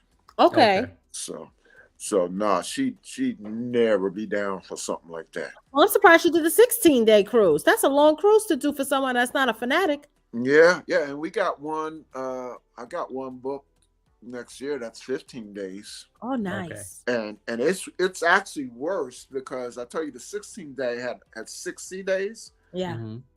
This one, it starts off with 8 sea days. Sheesh. It's a bucket list in that one of the items on my bucket list was to do a transatlantic. Oh, okay. Right. Okay. Nice. So I actually get to cross 2 things off. One is I really wanted to go on Virgin. Yes. And the other is I wanted to do a transatlantic. So Virgin has a transatlantic in April. April 2024. I have someone booked on that one. Okay. Meet him. Yes. But yeah, it starts with 8 sea days. Now that doesn't bother me too much because of all of the good things I heard about Virgin's food. But I'm probably gonna be a roly-poly when I get off there. Yeah, right. You're gonna be eating good. And you know what's good about Virgin also? The big health buffs. When you right, and then also when you're in your room, they have some really good movies in that room. And really good. Yeah, I hear it's like up to date movies. Yeah, up to date movies. If you don't want to leave, you have 8 days. If you don't feel like leaving your room for a day, You can order order steak some room. dinners You to can your order a rooms, steak too. dinner to your room and chill out in your bed and watch a couple of good movies. The meatballs. That's what I'm talking about. Right. Yeah, good stuff. Yes, enjoy it. Enjoy it. So, any last thoughts? Anything else you want to put out? This was a great interview, and we really appreciate you coming on. Yes. Well, let me tell you about this bucket list cruise that I just did. So I think I'm saying so. This Festival at Sea, they have the Friends at Festival at Sea. Yeah. So this was another one. I didn't know if you were going to share. That's why we didn't pry into it, but we're ready. Yeah. It's past the time where it's public now. So they went public today. But so I get to check off two bucket list items. So one is I've always wanted to do a river, not always, but the last few years, again, because I interview all these people who've done all of these things, Right. I've gotten turned on to and fascinated by a river cruise. Okay. So they are doing a river cruise. It's August the 24th. And then the other bucket list item is I've never been to Paris. Oh. So they're doing a 7-day river cruise down rivers in France. Yeah. And then you get on a train, you go to Paris and spend 3 days in Paris. Oh, nice. And you cover, Paris has some of your listeners probably know, Paris has a very rich African-American jazz history. Yes, it does. So the whole cruise is called, I don't have it right in front, it's called A Soulful Epicurean something. What kind of ship? What kind of river cruise? Like what brand? Armana, like Alma Waterways. Alma It's Waterways. a ship that Disney works with them too. It's a ship that Disney does Adventures by Disney with them. Mm-hmm. It's a ship that's considered, if you do a lot of research on river cruises, pretty much your consistent number one is Alma Christina, and that's what we're going on. Oh, nice. So it's only 154 people on there. Right. So soon as I got the note this morning that bookings were going to open up at 5, I booked. Right, you had to hurry up. Only 154 people. Yeah, and they took my credit card, but I wasn't going to wait because 154 people, it's expensive, so it might hang around a little bit, but I got a feeling it'll be sold out. Right. Soon. Nice. So yeah, I get to cross off, as I said, 2 bucket list items: Paris and a river cruise. That's dope. Yeah, I love that. Yeah. Wonderful, wonderful, wonderful. Well, you're going to enjoy that. And I enjoyed having you here on our live tonight. Thank you so much for being our guest. I know we took a lot of time off, but to come back and have you with all of your expertise, sharing your book and all that jazz. This was a great interview. And I really appreciate you being here. It was nice to have you on the opposite side of the table. Well, I appreciate all of the opportunities you've allowed me. I was able to sell the Facebook group, the podcast, the books, even the non-cruising books. So thank you so much for giving me that platform. I am so appreciative. And thank you for what you're doing. I think it's wonderful. That's why you're in the book. I mean, not just because of Rain and Royce, although they have a lot to do with but mainly. Yeah, mainly because of Rain and Royce. But you do some great things. And appreciate that. And for your audience, I'd like to say thank you for listening to me. Yes, thank you guys. And thank you all the listeners that were here participating, all your wonderful comments and all that jazz. The one thing I want to pull up is Robert Lee. He's here and he said that Adrian and I are doing the Soulful Epicurean in Egypt on the now. Okay. Yeah, that's amazing. I was getting ready to get excited because I thought he was saying, because I he's gonna be on though there. I've never met him, You I always feel like I know him. Yeah. Because I religiously go through Melanin at Sea, so Mhm. I kind of have a feel for personalities, and I Yeah. have a feel for his. But I was excited at first because I thought he was saying he was going to be on the cruise with us. Yeah. One day. And this is why also Melanin, that's why I tell people, come on the Melanin at Sea cruises, because Mhm. a lot of people that see each other in the You Facebook get to group, put you the get face to the right, name. and you get to It's meet a each beautiful other. It's a thing. beautiful thing. Mhm. So hopefully later on down the line in the future years, you guys can come and we all enjoy together. So very nice. I really love this interview. Thank you so much. So before he leaves, Yeah. we're gonna give away a copy. Yes, we're gonna give away a So copy. we're gonna ask a question. Yes. And I have the question. Did you have a question? I did. What was yours? What was your question? Wait, let's put on mute. Okay, let's.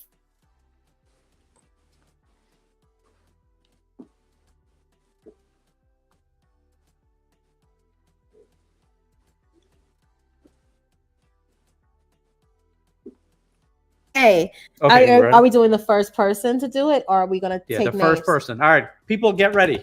Get your fingers ready. Get on the keyboard, because the first person to answer this question correctly is going to be the winner.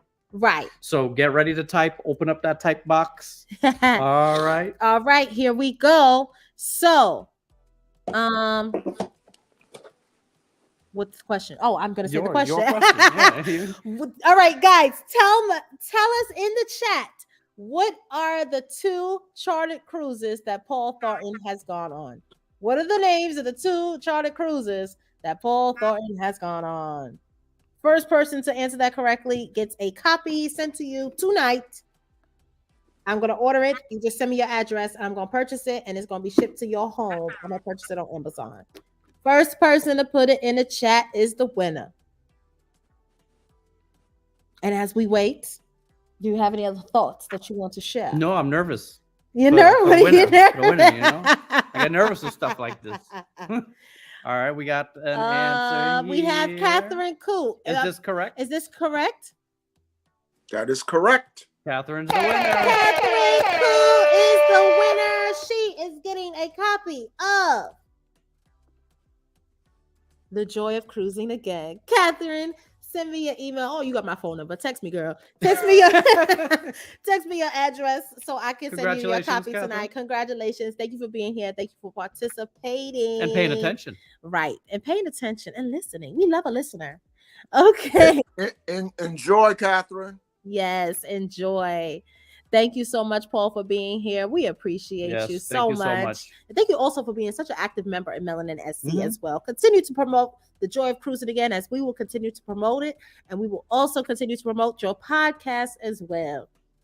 And thank you for always repping. We always see your pictures with you repping the Melanin SC on your cruises too. Yes. So as you're going on all these bucket list places, we just love to see that. We appreciate that support. Yes. Yeah, I especially look forward to repping Melanin SC on the river cruise. Hey, speaking of repping, you're from New York. What part of New York are you from? Originally Brooklyn, and then Long Island. Shout out to the NYC. And then the country. That's what all the kids in Brooklyn said when I was moving to Long Island. You moving to the country. Yeah. What part of Long Island did you live? Huntington. Oh, okay. Yeah. That's right. I remember you Yeah, because remember I lived close to where you went to school. Mm-hmm. Yeah, 5 towns. Yep. Very nice. Well, thank you so much, Paul. You have a wonderful night. All right. Please don't go anywhere. We're still going to stay on for a while and chit-chat with you all in the chat. Everyone say bye to Paul. Good night. All right, bye-bye, y'all. That was great. Oh, man. That was great. He is so full of knowledge. Full of knowledge. Great, full of knowledge. Great person to have on here. Yes. I mean, you want to talk about someone who really knows cruising, really knows a lot of people in the cruising industry. Really great guy. And I'm happy that he came on as a guest on our live. Really, really nice. All right, guys. So you have us here. Ask us any questions. Ask away. You know the YouTubers say, ask us anything. Ask us anything. We won't answer what we don't want to anyway. Now I'm going to answer. I'm going to give you your answer just what you're looking for. Go ahead. You know what happens when you ask stupid questions. So. It is Friday night. You want to go ahead and order the wings?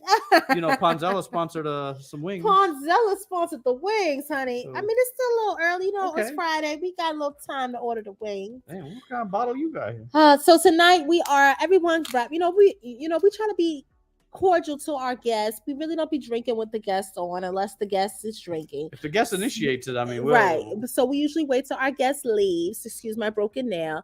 And tonight we are drinking something I haven't had in a while. I saw it. I went to Aldi's today because the girl went to swim class, and I was like, oh, they asked me to go to Aldi. Rain and Royce asked me to go to Aldi. A 5 and 7-year-old, and they were like, "Can we go to?" What? Wait, Rain goes, "Can we go to ALDI?" I said, "Aldi." She goes, "Yeah. Can we go there?" They like this little snack pack. This is the robbery. I feel like I get robbed when I buy them these stuff. Finesse, it's literally carrots, celery, ranch dressing, and cheese cubes. In my refrigerator, I have stalks of celery. I have a bag of carrot cuts, and I have plenty of cheeses that I can give them. But are they satisfied? And I have nice ranch dressings. Okay, are they satisfied? Now, if I was to put that on a plate, it's the same thing for $3.99. But no, they gotta get the little kit. They gotta open it up and feel special. Then the other one comes with grapes, apples, and Ritz crackers. Girl, I got plenty of grapes, apples I could slice up, and Ritz. I said, we have this all at home. You know, I could just make this for you. Oh, but we want this. We want that. I just bought it for them. So anyway, while we were in there, I purchased this. Can they see me? Yes, they can see me because you just clicking away. I purchased the petite coconut. This is just a very coconut. It's like a coconut wine. Sweet. It's sweet. You really should drink it with some ice to cut the sweetness a little bit. Great. And sprinkle some coconut flakes to set it off. No. So are you not gonna get the ice? Dang, I wish Rain and Royce was out here. You really want the ice, don't you? Someone asked a question. Ponzella. Is the 1.5 ship fully booked? It is not. It is not fully booked. If you want to book, please email me. And when you email me, I usually email you back this form. But Ponzella, just email me if you're a past Carnival guest, your VIFP number or full name and birth date, so I can look up your best deal and tell me how many people is interested in going. None of our group cruises are sold out. Okay, so if anybody wants to go, so let's run through the group cruises. Yeah, let's start with this one. All right, talk to me. So this is our one that's coming up in about a month. Oh my gosh, the time is coming. And today was actually the last day. If you're watching this and you are going on this, today is the last day. You have till 12 a.m. to book that hotel. 36 days away. We have people that are staying at the Westin at Times Square.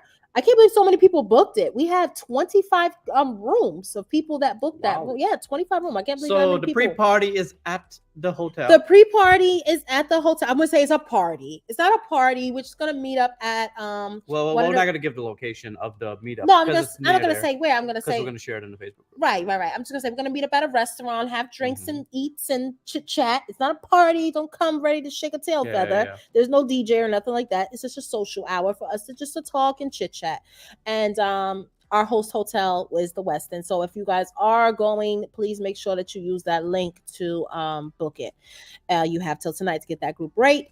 Our next group cruise for the year is Melanin at Sea 2.0. It's the Thanksgiving edition. If you know you don't feel like cooking, you don't feel like looking at your mother-in-law, you don't feel like looking at your mother, come on. Or if you want to just bring your mother. Some people are actually saying, y'all, let's get out this house. The same thing. We're going to eat the same. At the end of the day, everybody eats the same thing for Thanksgiving every single year. Am I right or wrong?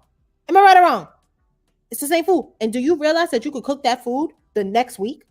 It's going to taste exactly the same. That's what Jasmine do. I literally cook Thanksgiving. I always go on a Thanksgiving cruise. And when I come back from Thanksgiving cruise, I cook Thanksgiving when I get home. And it tastes just as good. A little bit here and it tastes just as good as was going to taste on the Thanksgiving day. And I got to go on a cruise. So It's a win-win. It's a win-win. So this leaves November 18th to the 25th. Guys, this cruise is really nice because it goes to Cozumel, goes to Grand Cayman. It doesn't go in this order. Richard didn't put it in the order that it goes, but I'll tell you the order that it goes. It goes to Ocean Key, then Grand Cayman, Jamaica, and Cozumel. Either Jamaica is switched, but whatever. The order Cozumel doesn't matter. doesn't matter. It's going to those stops. I do have some rooms on hold at a group rate, so way cheaper. Way cheaper. So if you're on this right now, right? Give them. Wait, let me just say this. If you go on the website right now and you look up how much, let's start at the base price. 2 people in an interior room. Right now, if you was to go on MSC and look it up, the price is $2,500 or something. I have the cruise for a whole $1,000 cheaper, with drinks, Wi-Fi, and onboard credit included. So I only have a few of those for that price left. So if you already know that you want to go, please don't hesitate. The deposit is $398 if it's 2 adults. So please have your coins. I said your coins, credit card, debit card ready for the swiping. Okay. All right. So make sure that you guys are ready. So and this is going to be a very, very nice cruise. We already got a nice little turnout for this one. So come on and join us. And our third cruise it's 2.5. This is next year, February. This is President's Week. I don't know if that's even in a term, because it's President's Day. It basically runs into President's Day. A lot of kids have off of school this week. So send them with auntie, send them with grandma, send them with grandpa, and you come on down, because this is an adults only on Virgin Voyage. Brilliant lady. Now this mermaid is not on the ship. This is the mermaid from the Valiant Lady, but of course it's Melanin at Sea. Melanin at Sea, so we have to put the beautiful black sister up there, okay?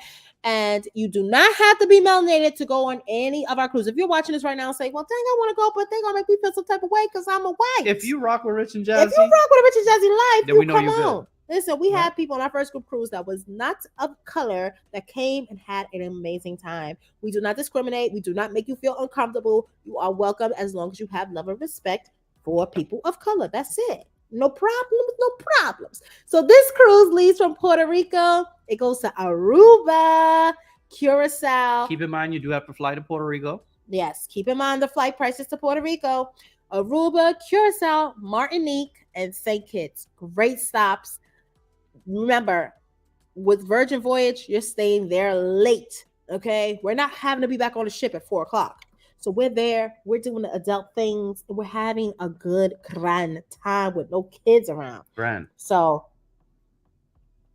come on through. If you're already booked, comment in the chat. How come every time I tell y'all, if you already, I already see names that I've booked. And when I say, hey, if you're already booked, no one says anything. So it looks like there's nobody going on these cruises. It literally looks like no one is going. I literally made posts, hey, if you are booked on this cruise or any of the 3, leave a comment. Not one person said nothing. What's up with that, y'all? And I see several y'all in the chat right now that's booked. If you are booked on one of these 3 cruises, say something. Say something now. Say me. I'm booked on 2.5. Da, da, da, da. All right. So let's get to the questions, babe. The question was at the top. Let's go back up to comments. Oh. Okay, so that's the question that we have just answered, right? So Ponzel, shoot us an email. We hope to see you there. Yes. Next. Would you guys consider a group cruise on Royal, maybe from New York City? We're trying to evaluate Royal Caribbean and their feeling towards the Melanin at Sea crowd. Yeah, we're trying to evaluate that because heard through the grapevine, they're not a fan of Melanin at Sea. So I don't know how true that is. But to be real, I see. I would love to do an Oasis class because of the actual ship, but I'm not. But if the vibes aren't right, the vibes got to be a vibe. It just won't be. If we're gonna spend our coins and have a good time, the vibes have to be there. We need to feel welcomed, right? Am I right or wrong? Okay. Y'all know I'm a Royal stan, but after hearing Paul, I'm looking forward to Melanin at Sea on Celebrity. Now that's something. That's something right there, Catherine. Aldi's $3.99 and $5.91 be hitting, right? Sure do. Especially that price. Especially for that price. You must, oh, your must book virgin eatery. Harry, my must book virgin eatery would have to be a tie between Razzle Dazzle and Extra Virgin. It's a tie between those two.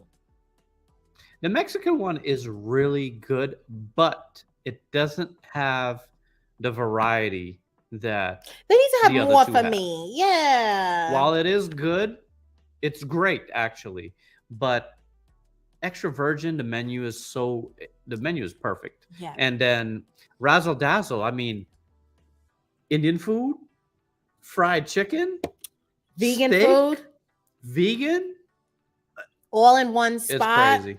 I love Razzle Dazzle, and I feel like people don't really be talking about it that much. I really like Razzle Dazzle. Mhm. Jazzy, it's not the same. I like those little packs too. What's the little packs? The vegetables fruits from Aldi.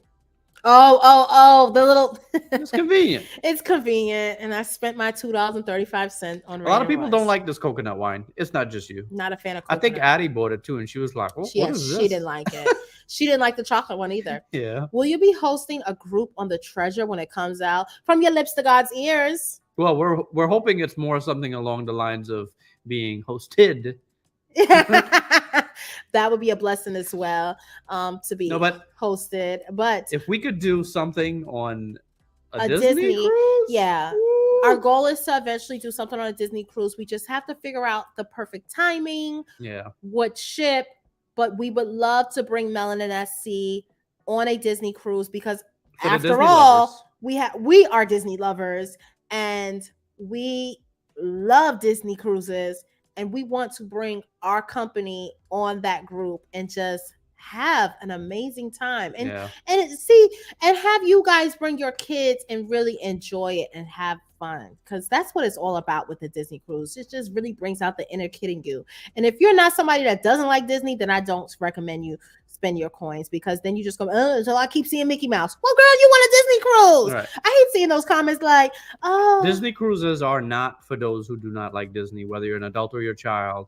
If you don't like Disney, and right, and don't force your child to like it either. Everyone is saying Disney cruise is great. It won't be great for you, because Rain and Royce genuinely watch the Disney Channel. They genuinely love Disney movies. Like, I tried to get them to watch Nickelodeon, and they like it, but they don't love it as much as Disney movies and Disney Channel.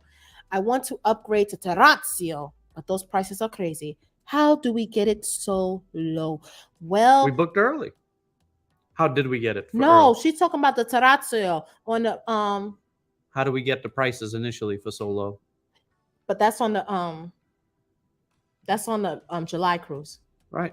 Because we booked it earlier than what it is now. The prices are through the roof now for that 4-day. We don't have Terrazio though. No. But if you book early, but also they might have sent you check your emails. You might have been able to bid for an upgrade. But I usually get those. I know how many people here gets those upgrade things. So we see it. Yeah. I see it. But after you pay in full, we don't see them anymore. Because remember, Venus, she upgraded and all that stuff. Yeah, we don't see them anymore. So make sure you're checking your emails. And we're not going to disclose that on here because we don't want anyone sneaking into the party. But just know that it will be before times of Broadway shows. But we'll see you in 35 days. I know what she has planned because she has a Broadway show. And I made sure that I'm doing my meetup before. Damn, anyone trying to find her is going to find her in the Broadway show. Why you give her a location like that? You know how many Broadway shows there are? Speaking of Broadway shows. Oh my gosh. I just came back from Here's a recommendation if you're going to stay in New York early. Here's a recommendation from a New Yorker who just went to a Broadway show. Loading now. Thank you for that entry, Richard. So I just came back from New York, and it has been such a long time. I will tell you, it's been a very long time since I've seen a Broadway show. On Broadway. On Broadway. Yes, on Broadway, an actual Broadway show. So I went to 2. I had to get my fix. You guys know, if you don't know, I am a theater girl. That was my dreams and aspiration, to be on Broadway one day, but I moved to Atlanta. And anyway, I went to school for theater and all that jazz. But anyways, enough about me. The 2 shows I went to go see, Fat Ham, which is closing, so I can't recommend that for people. But if you are in New York and if you're going, it closes June 27th. Really good. It's a play. It was a really good play. Ending, not so much, but the play was really good. I highly recommend you go see that.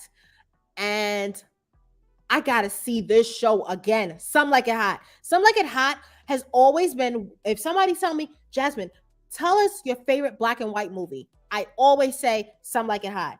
And then when I found out it was on Broadway, and also the lead character, the lead character Jay Harrison, we did a show together back when I was performing. We did the Color Purple at the regional theater, and we did a white. It was the New York regional premiere. I was played Squeak in the New York region premiere of the Color Purple up in White Plains in New York, and he was in the cast, and he was an ensemble member. So to see his elevation from that to him being, he's nominated for Best Actor in a Musical, and the Tonys come on this Sunday. I am praying that he wins, because when I tell you he killed it, oh my gosh, please, everyone, go see Some Like It Hot. It was amazing. It was amazing. And it was just, I was so happy I got orchestra seats. And I wasn't going to go because Sean was like, come on, you got to go. You got to go. You've been telling me about it. You got to go. So I went, and it was amazing. So if you are going to New York for 1.5, book your tickets to see Something Like It Hot, because that's what I'm gonna recommend. Obviously, I can recommend other shows, but I'm recommending stuff that's new and all that stuff. That's what I'm talking about. Booked on all yes, three come on. cruises. We love someone that's booked on all three. I'm on my way. 2.5. Yes, on my 2.5. No, Royal Caribbean. Boo, the Royal Caribbean. Wait, Edward says even my Edward Strand is booked on 2.0. Mm-hmm. He said he even got his brother and sister-in-law to join us. He sure did. Yes, guys, it's not just for you. Like, if you're a melanin and you have family, tell your family. Be like Lynetta. Lynetta had a family of 20 on the first group cruise. Some of them had no clue what melanin was. And you see she's coming back on 1.5. She's coming back on 2.0. For 1.5 and 2.0. And we're trying to get her to come on 2.5. And we're trying to get her 2.5. And maybe she's like, let me just feel out, make sure I still like them after 1.5 and sure. 2.0. You guys, I get it. You spend your money. I get it. But I guarantee you guys are here to have a good time. I try to show everyone a great time. So Ruben says he is booked on the 1.5. See you soon, Ruben. Tanya says, my crew and I are booked on Melbourne 2.0 and will possibly go on 2.5. Come on, Tanya. I am booked. Dang, I am booked. Carolyn says 1.5 and strong 2.5. Where have you guys been on the post? Hello? Where has everyone been on the post? Y'all left me hanging. Y'all made me seem like we don't got nobody. Now here all y'all coming out of nowhere. Razzle Dazzle for lunch or dinner? Both, Gina. Do both. Do the brunch. Oh, the Maravillia? That's not a terrible Group idea. cruise on the MSC from the Maravillia. Not a bad idea. Just don't like the destinations, because it's just like, I'm going to fly my behind all the way to New York just to go to Florida. Yeah, if we do a Disney cruise as a group cruise, it's going to have to be announced like 2 years out, so we can get those payment plans going. Yeah, 2025. Yeah, I would love to go on a Disney cruise. Rich, you're just flying through. I would love to go on a Disney cruise. I'm a big kid at heart. Yes, come on. Venus Anderson. No, I did not. But hey, girl, hey. I was on the Carnival and saw an upgrade, and it said it expired, but I never got an email. Is there a dress code for Broadway? No, come as you are. This is Broadway, darling. My nephew is in the Min J musical. It is a must. That is the one that I was supposed to go see next. And I told Richard, I said, can we go see? He's like, that's not in the budget. Broadway show, that's not in the budget. Well, you wanted to go see 2 shows. No, when we go back to New York for the next cruise. Oh, yeah, it's not in the He budget. said I can't go to see any more shows. But yeah, he told me I can't see any more Broadway shows. But MJ the Musical is a show that is on my bucket list, and I'm going to make my way there eventually. And you know what else? It's not a Broadway show, but it's off Broadway. I want to go see Little Shop of Horrors. Do you know that the Audrey is Black? I gotta see that. And when I tell you she can sing, I gotta go see. Little Shop of Horrors is I love that musical. And I'm so mad, but when I was in high school, when it was on Broadway, I didn't get to go see it. But now it's off Broadway in this cute little theater. And I was going to, it was like a tie between Fat Ham and Little Shop of Horrors, but I went to see Fat Ham. Anyway, sorry. I could go on and on about shows for days, as you guys can see, because it's something I'm passionate about. Besides YouTube and cruising, that's something, if you guys don't know, like musicals and theater, it's my thing. Like you could go on and on about nursing, right? No. Oh, sometimes I don't get a response when I email. Are there specific days that are better to reach out? From who? If it's for us, just shoot us another email. It may have gotten buried. If it is us, then it may have gotten buried, just because we get so many emails and we try to respond to them. I mean, Jasmine literally rolls over in bed and starts responding to emails many mornings, nights, afternoons, middle of the night, all those things. So it is possible that it's an email that we meant to go back to and we just never did. And our apologies. That was not intention, but this is Alicia Chestnut, correct? I'm up here blowing up her last name, but this is Alicia Chestnut. So I'll be looking out for your email. I could be wrong if this is not Alicia Chestnut. I don't see a Wednesday night option for the hotel. It's there. Unless they took it down. Today is the last day to book, right? Today is the last day to book.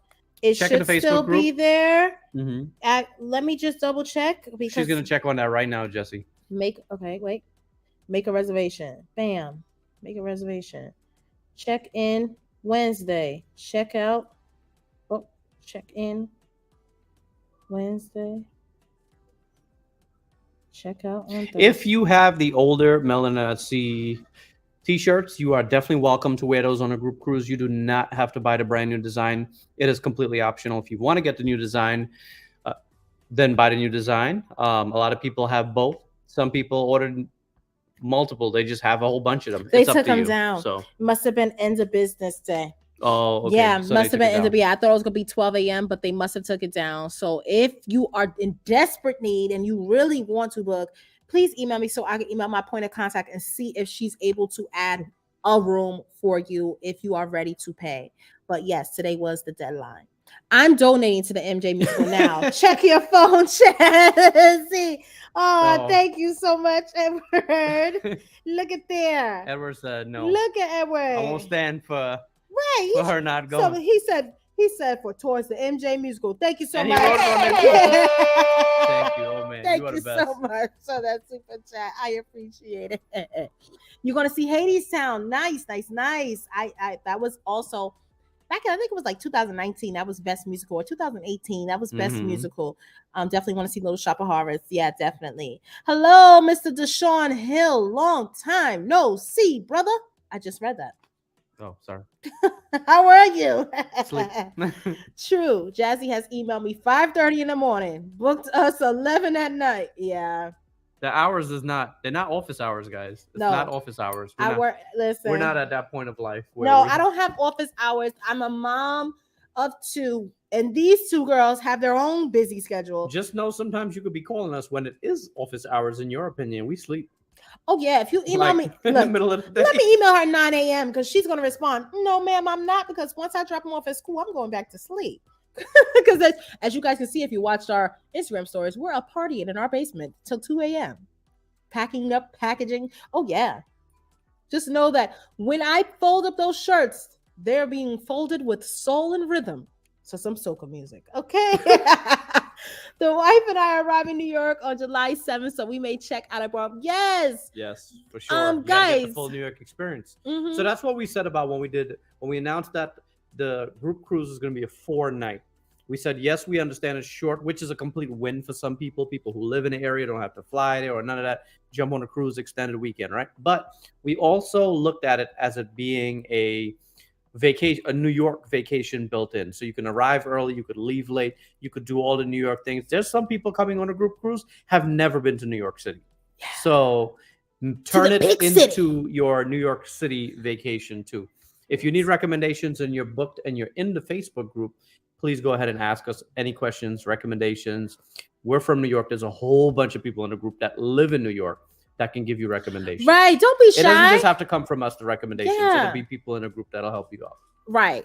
I have about 20 family members that's going on this group cruise. Yeah. And they're all in that Facebook group ready to answer your questions for you. Okay, probably more than 20. Or I think all of my New York family, just about all of our New York family on both sides are going. My new design came in the mail, and my spouse, not my spouse. Yo, wait, but why did you do David like that in the first place? Why didn't you order him a She shirt? said, "Where is his?" So I have to order him one. Now, Karen, You you knew knew. he was going to ask. You knew he was going to ask for one. She said spouse with capital letters. You Oh knew you my were very gosh. wrong for doing that. It was two or none. No, but Karen got a free shirt from us. Remember, we gave her complimentary for being a member. That's why. That's yes, why. Okay. yes. Okay. What time do you want to go, Jazzy? Because I got discounts through the job. Oh. We might have to keep in touch. We'll keep in touch. Right. We'll keep in touch because my day. I just realized that I'm coming in the day like literally the night of the meetup. Not the night of, but the day before. Night before. So I actually might not have time to go see a musical during that visit to New York. But I'm often coming to New York, so I'm gonna have to hit you up, girlfriend, because I love a discount. Edward said, "Nah, you gonna see this musical," and this is why we love Edward. You're right. You don't play. Okay. Oh wow, that was a party going on. The energy in that basement. Did y'all see Royce? What about the spin move? Did you see Royce? YouTube should have Academy Award ceremony because y'all go hard in every way. Thank you. I appreciate it. Thank you know, Kelly. I appreciate that because a lot of people may not notice how hard we work as content creators. And, and not like I'm saying, oh, bow down to me and kiss my black feet. I'm just saying it's a lot of work. It's a lot of work doing this and running it to this capacity. He's playing Joe Jackson and MJ now. I've seen it 3 times. Amazing. Oh, nice. Yeah, we do gotta see that though. Yeah. We're coming Tuesday, so adding a few extra days. Yeah. I can see every day. I can look on my thing and see what days you guys booked that hotel. What time did the girls wake up today after last night? 1:30 a.m. dance soca review. They woke up at 12. Yeah, they woke up at 12 today. He took it out of the mail. My husband is from Harlem. If you need any recommendations, yes, guys. Sandra Turner is going on the cruise as well. Please, if you need recommendations, type it in the private Facebook group. That's what I'm doing. Coming in 2 days early and staying another catchy username. I have no clue who catchy username is, but they're going on the group cruise. Well, I'm sure it's someone that I may have spoken to before, but y'all always want to have different names on different platforms. Username. She's flying in from, or he or she could be flying in from California. I got to make it worth it. I heard that. Venus is laughing. My wife asked as well about her shirt. Yes, because Edward got his Wednesday at 2 p.m. What's it Wednesday at 2 p.m., Venus? Royce is a dancer. She has some moves. Oh yeah. Royce wasn't playing it. Look, you put on some music, Royce is getting down. Okay. Melba's is a must. I still have never gone to Melba's. I'll be there on Tuesday as well. Nice. I think I was on the last ones to get I think I was one of the last ones to get one of the old designs we'll be wearing on the MSC Seascape on the 25th sailing. I have to get the new one for 2.5. Oh, on the 25th sailing. Yes. Nice.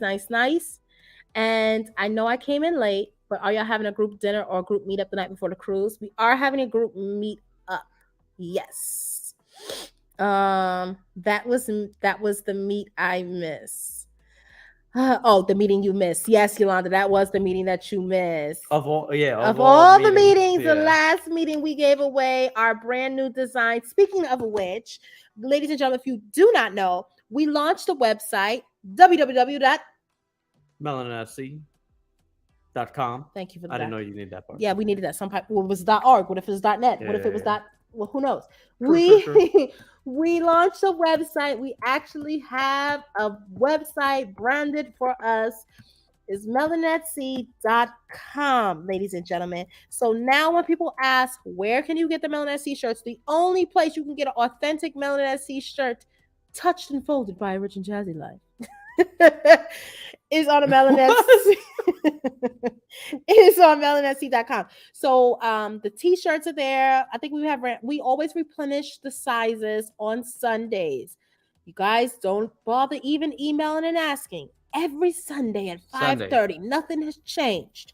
We are replenishing the sizes unless they're already there. There's nothing to replenish. Okay, go on the website. We are now selling bucket hats. We are also selling.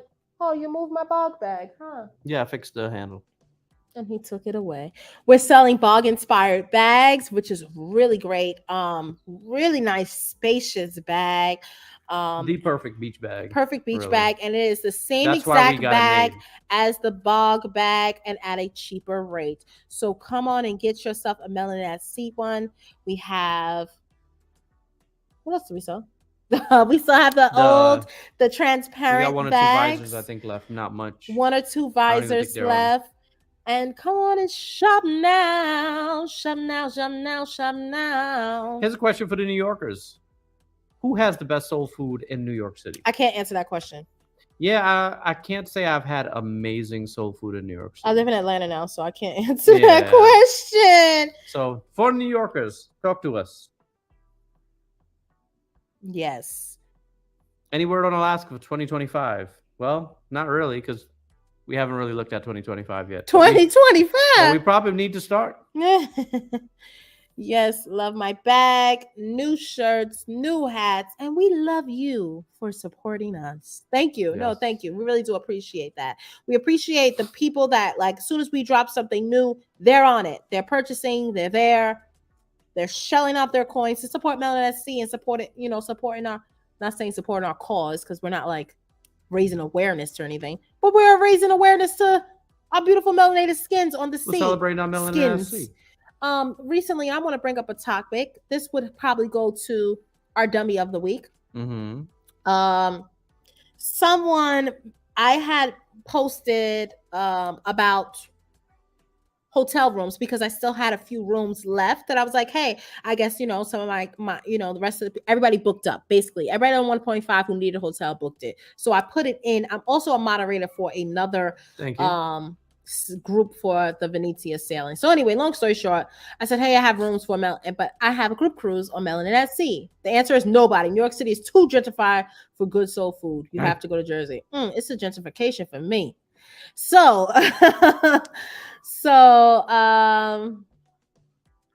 the woman asked, where did we get the name Melanin at Sea from?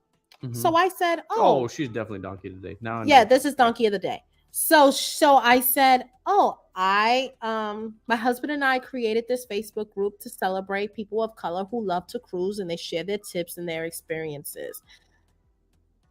Would it be all right? She said, well, how would you feel if I created Porcelain of the Seas? I said, you could do whatever you please. What is that? I don't care what you do. I don't care what you call yourself. I don't care what cruise group you start. If you want to call yourself Porcelain of the Seas, call yourself Porcelain of the Seas. Who is stopping you? Who cares? So someone chimed in and said, well, I looked at your Facebook picture and you're anything but porcelain.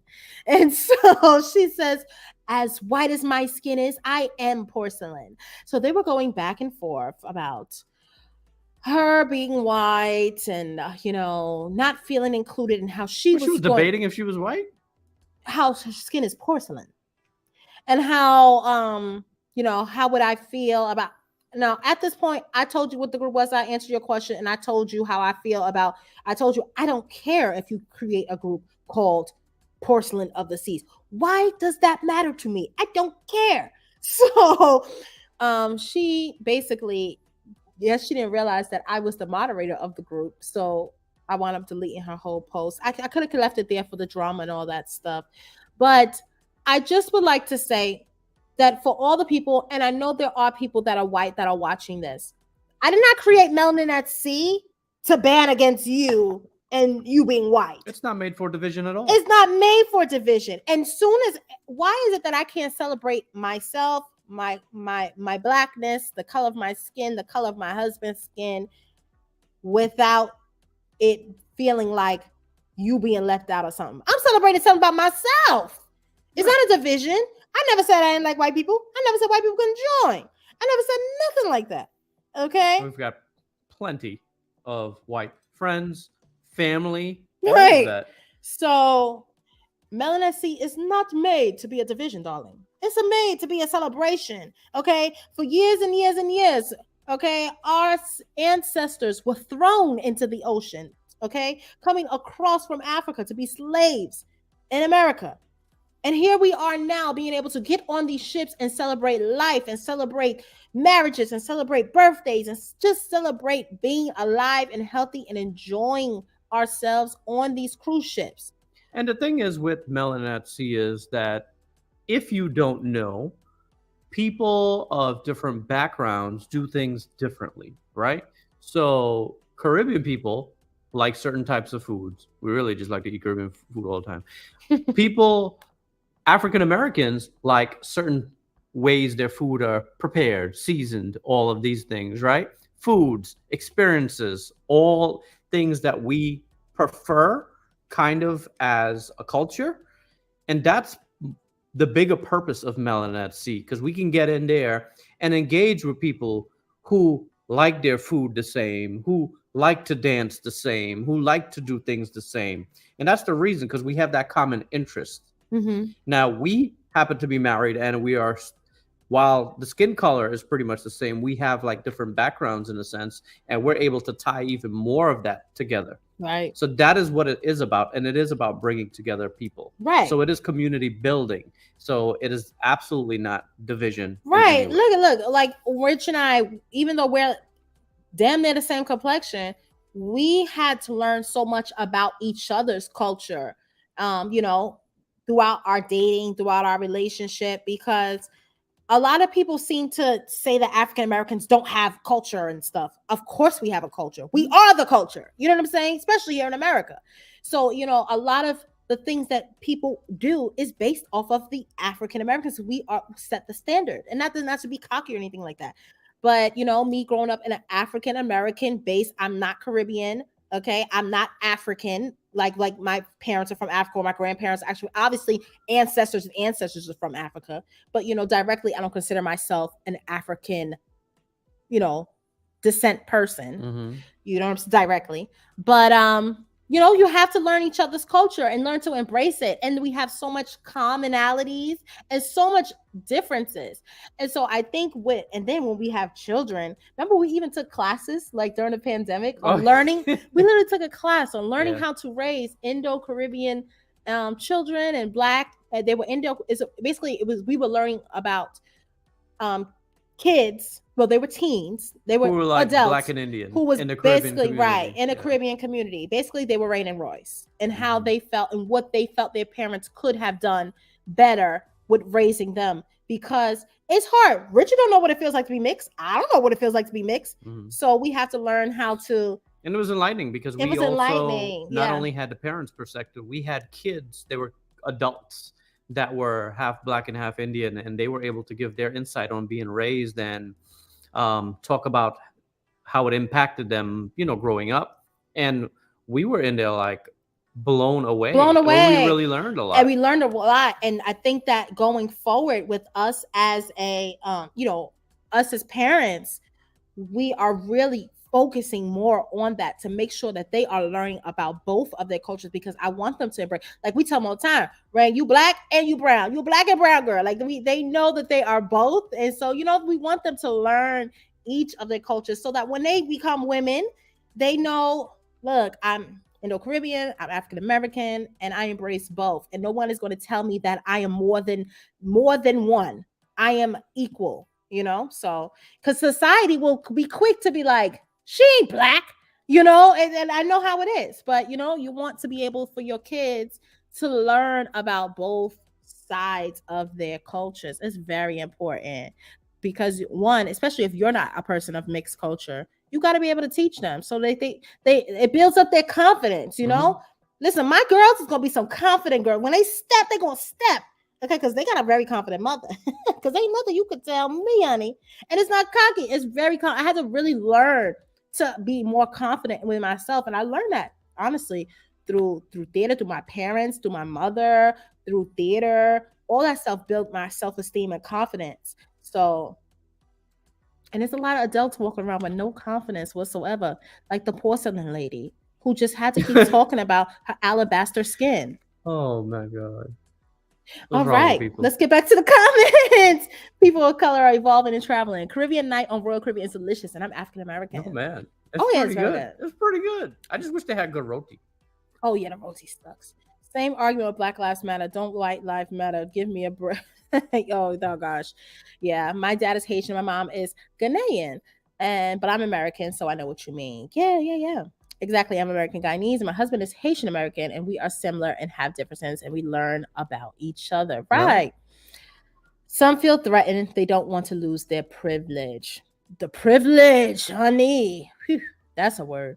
Absolutely. My daughter's biracial, and she knows both of her cultures. Absolutely. Hate, we got to explain when we want to have something for ourselves. They don't want us to give us nothing or want us to create anything for ourselves. Mad when we have anything we don't need. We don't need them for. One of my favorite vlogs was when the kids recognized that he was just like your daughters. You guys were at the pool. Keep including and love everyone. Yes, I don't remember that one, but porcelain lady. Why the hashtag? Hashtag porcelain lady. We are more confident and knowledgeable. Yes. Wait, but the lady's gonna be on the ship with us. She is gonna be on the ship. Who goes in a Facebook crawl? That's what somebody said. They said, so let's see if you keep the same energy that you're saying this online to our faces when you see us in person. And she was like, oh, you're trying to promote violence. So then she gets into, you're trying to promote violence against me? No, he was like, no, you're the one who's starting this. You literally, she's up here sharing hotel information and you're going on and on and on about, hey, what if she started a porcelain group? Like, are you kidding me? Like, you really have to look at us. You're going to see us on this ship in roads in the hundreds. Okay. So it's crazy. It's not like she ain't never gonna see these people. You're literally in a roll call group with the people you're going to see in a few weeks. That's a bad idea, porcelain lady. That's a horrible idea. Your girls are anything like you, Jasmine, they'll be just fine. Don't start no mess, won't be no mess. Look, I know Royce. Royce is my twin. Royce? She's mad short. She'll fight anybody. Royce is nuts. For 5 years old, she packs a lot of she's very quiet at the beginning. But so if you guys meet her, she's gonna be very quiet. She's gonna say nothing. She's gonna be hi. You see, Royce is dangerous because she's actually a great combination of me and Jasmine. Yeah. Rain is not like as much of a combination of me and Jasmine. She's even a little bit of her own Rain, but Royce, man, she's dangerous. We look at her and just go, The difference is also within the culture. My husband is Haitian and came here when he was 20, and I'm Haitian American born and raised here. We still learn things about each other. That's true. There's a lot of subcultures within the culture, and that's why things like melanin is important.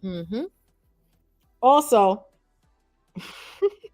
a New Yorker who has no shame in eating publicly open, that works. Oh, they're having their own little conversation. What do you say? They're talking to each other. That's why I don't get into Facebook arguing on cruise groups, because eventually we will meet face to face. Right. Then I gotta look at you like. That's why I said what I said. I said, I don't care what you do, and I left it at that. Like, girl, Royce is the younger one. Royce is the one that's 5 years old. She is the epitome of my phrase. My sister don't fight, but I. Yeah, you might be able to pull a fast one on Rain, but. Oh my gosh! Royce won't be having it. What her name is? The porcelain lady. I'll get back to you on that one. What are we going to do? Find her on the ship? I will say this: she's very recognizable, and I'll keep it at that. Very recognizable. She got the crazy eyes. No. I'm not gonna say nothing else. Okay. I'm not gonna say nothing else. Right. Royce is my cancer child. Oh, y'all cancers. So, all right, guys. We've been here for 2 hours and 24 minutes. We'll stay for another 5 till 2 hours and 30 minutes. So we're in the Razzle Dazzle tonight. No, we're not in Razzle Dazzle. I'm sorry. I'm like, Scarlet we Night. are. I just changed it. The last background was Razzle Dazzle. That's fine. So it's Scarlet Night per our last video. And I didn't finish editing the other video because it's not. We're gonna have to voice over. I'm gonna have to voice over the whole thing. Oh, when we went to IBs. Yeah. So it's such a dope thing, and it may be short, but it's something that I do want to have on YouTube because the experience was A1. So I definitely want to have that on YouTube. So I gotta do some voicing overs, and that's gonna take me a little minute. But anyway, we were like totally in the moment there. Like in general on that cruise, we didn't vlog heavy. I'll tell you that we did not vlog as much as we normally do. So the content is running out. I think there's probably two more vlogs left or so. So look forward to that. Any questions about our last few videos? Any of that? Any questions at all on anything? Yes. 1.5 people. Karen, ask that in the group. If people was going to BBQs, maybe I could do that after the meetup. That would be dope. There's actually a BBQs around the corner. Now that one is not the one on 42nd Street. Is not the good BBQs. You need to go to the one on like 23rd Street. But if you guys, I get it. If you don't feel like traveling, you just want to walk right there to the BBQs. Just walk right there to it's literally right around the corner from the hotel. Wait, but. She's talking about She's talking about yeah. We'll talk. Not too much on us cancers. Oh, we won't, because we know y'all some crybabies. Right. We don't want no crying tonight. We don't want you crying, girl. We know y'all some emotional people. We stick together. Our time. Oh, we know your time is coming. We get constantly reminded. My birthday's coming up. My birthday's coming up. And for this, I want this for my birthday. I'm like, She got it good. She got it good. Her birthday's gonna be in Bermuda. Right. It's gonna be a good time for her. Royce goes so hard for they go so hard for their birthday. Like I have to like buy stuff and save it, and like they just who's this? I did not mean to do that. The boss of the lady is here. No. Yes. All right, guys. You're right. BBQ's 23rd is better than 20. It's better than Times Square. It is. All right, guys. So that's pretty much it. Our next thing, will we be live again next Friday, Richard? Yes, we have another guest. We have another guest, guys. Another author. Yes, another author. Stay tuned for that. And I'm sure you guys will enjoy that. And our next video, are we going to have a video before we go live? Yeah. Okay, so our next video will be... It has to be Ibiza, because in the last video, I said tomorrow we're in Ibiza, so now I have to put that video next. Okay. Yeah. We will be replenishing the stock on Sunday. There still should be some hats available. There still should be certain sizes available. I gotta count the hoodies that we have so I can get the proper count online. I also will be listing some I don't know what technical term for it, but I do still have a few of the old print that I just need to sell out in a select sizes that I'm going to be listing. We call that the classic design. The classic design. Also, I have some hoodies in the classic design that I'll be listing for a discounted price. Stay tuned for that. Hopefully, I'll be able to do that tonight or tomorrow. And members. Venus, can you make the link? Venus Tuesday night? Yes, Tuesday night members. What time? We'll meet at 7:30 on Tuesday, guys. So be there or be square. We're here to chit chat. We owe you guys one from May. Like I told you, May's not a month. We'll double down. It may not be this month because we're gonna tell you on Tuesday why we may not be able to double down, because maybe we're gonna not be here at home. Right. Maybe we won't be here. Okay. Know what's up. Yes. But we got a really, really big reveal that we're excited to share. Yes, we have a very big reveal we're excited to share with our members on Tuesday. So be there or be square. Let's chit chat. Let's talk. You know how we do. And if you want to book a group if you want to book any of the group cruises, please email me at a Rich and Jazzy Family. Group cruises are hosted by me and Addie and Terry. So me and Rich and Addie and Terry, we are hosting all 3 of those group cruises that we listed earlier. So make sure you guys go, and no, we're not making no pork chops again, Kelly. And email us. We have till the 14th to get an extra sale of loot. Aqua claws? Extra sale of loot for the Virgin Voyage. I know I always seem like I post it because there's always a different sale with Virgin Voyage, like not like the other cruise lines. So I gotta constantly keep updating you guys with the sales. So make sure you take advantage of the sales when I post it. You don't have to wait till Tuesday. We could go ahead and tell you right now. No. And I'll drink to that. Oh, okay. What? And this ain't milk in the cup, girl. I do look like Jesus. Oh no. Damn, just the thought of it messed you up, huh? That's a lot of work. I'm already tired. You want me to have another baby? Jesus, I can't imagine going back to pumping milk. And hearing, I do miss the little baby smell though. Somebody in my family, somebody needs to have a baby so I can smell a baby real quick and then give it and then give it back. Why do you be fiending for that? It's not even that serious. They smell so nice and their little breath when they open it and yawn, you just so sweet. It's overrated. It's so sweet. I do miss like a holding a little baby, but I don't want the baby to be mine, if you get what I'm saying. But I don't know no one. I don't know anyone that's having a baby. I don't like holding other people's babies because I just be afraid. No, Richard is not really a baby person. I used to be afraid to like drop other people's babies. No, Rich is not a baby person, but I hold my own baby. But I mean, he was all in with when Venus had Autumn. You was loving on Autumn. You liked the little baby. Autumn thing. Was like my baby. You know, I was. They literally thought. Remember, they thought they like we used to take Autumn places. They used to think that was our baby. Oh, nieces and nephews I can hold. Like even my sister's kid, I can hold them. Yeah. But I want to hold.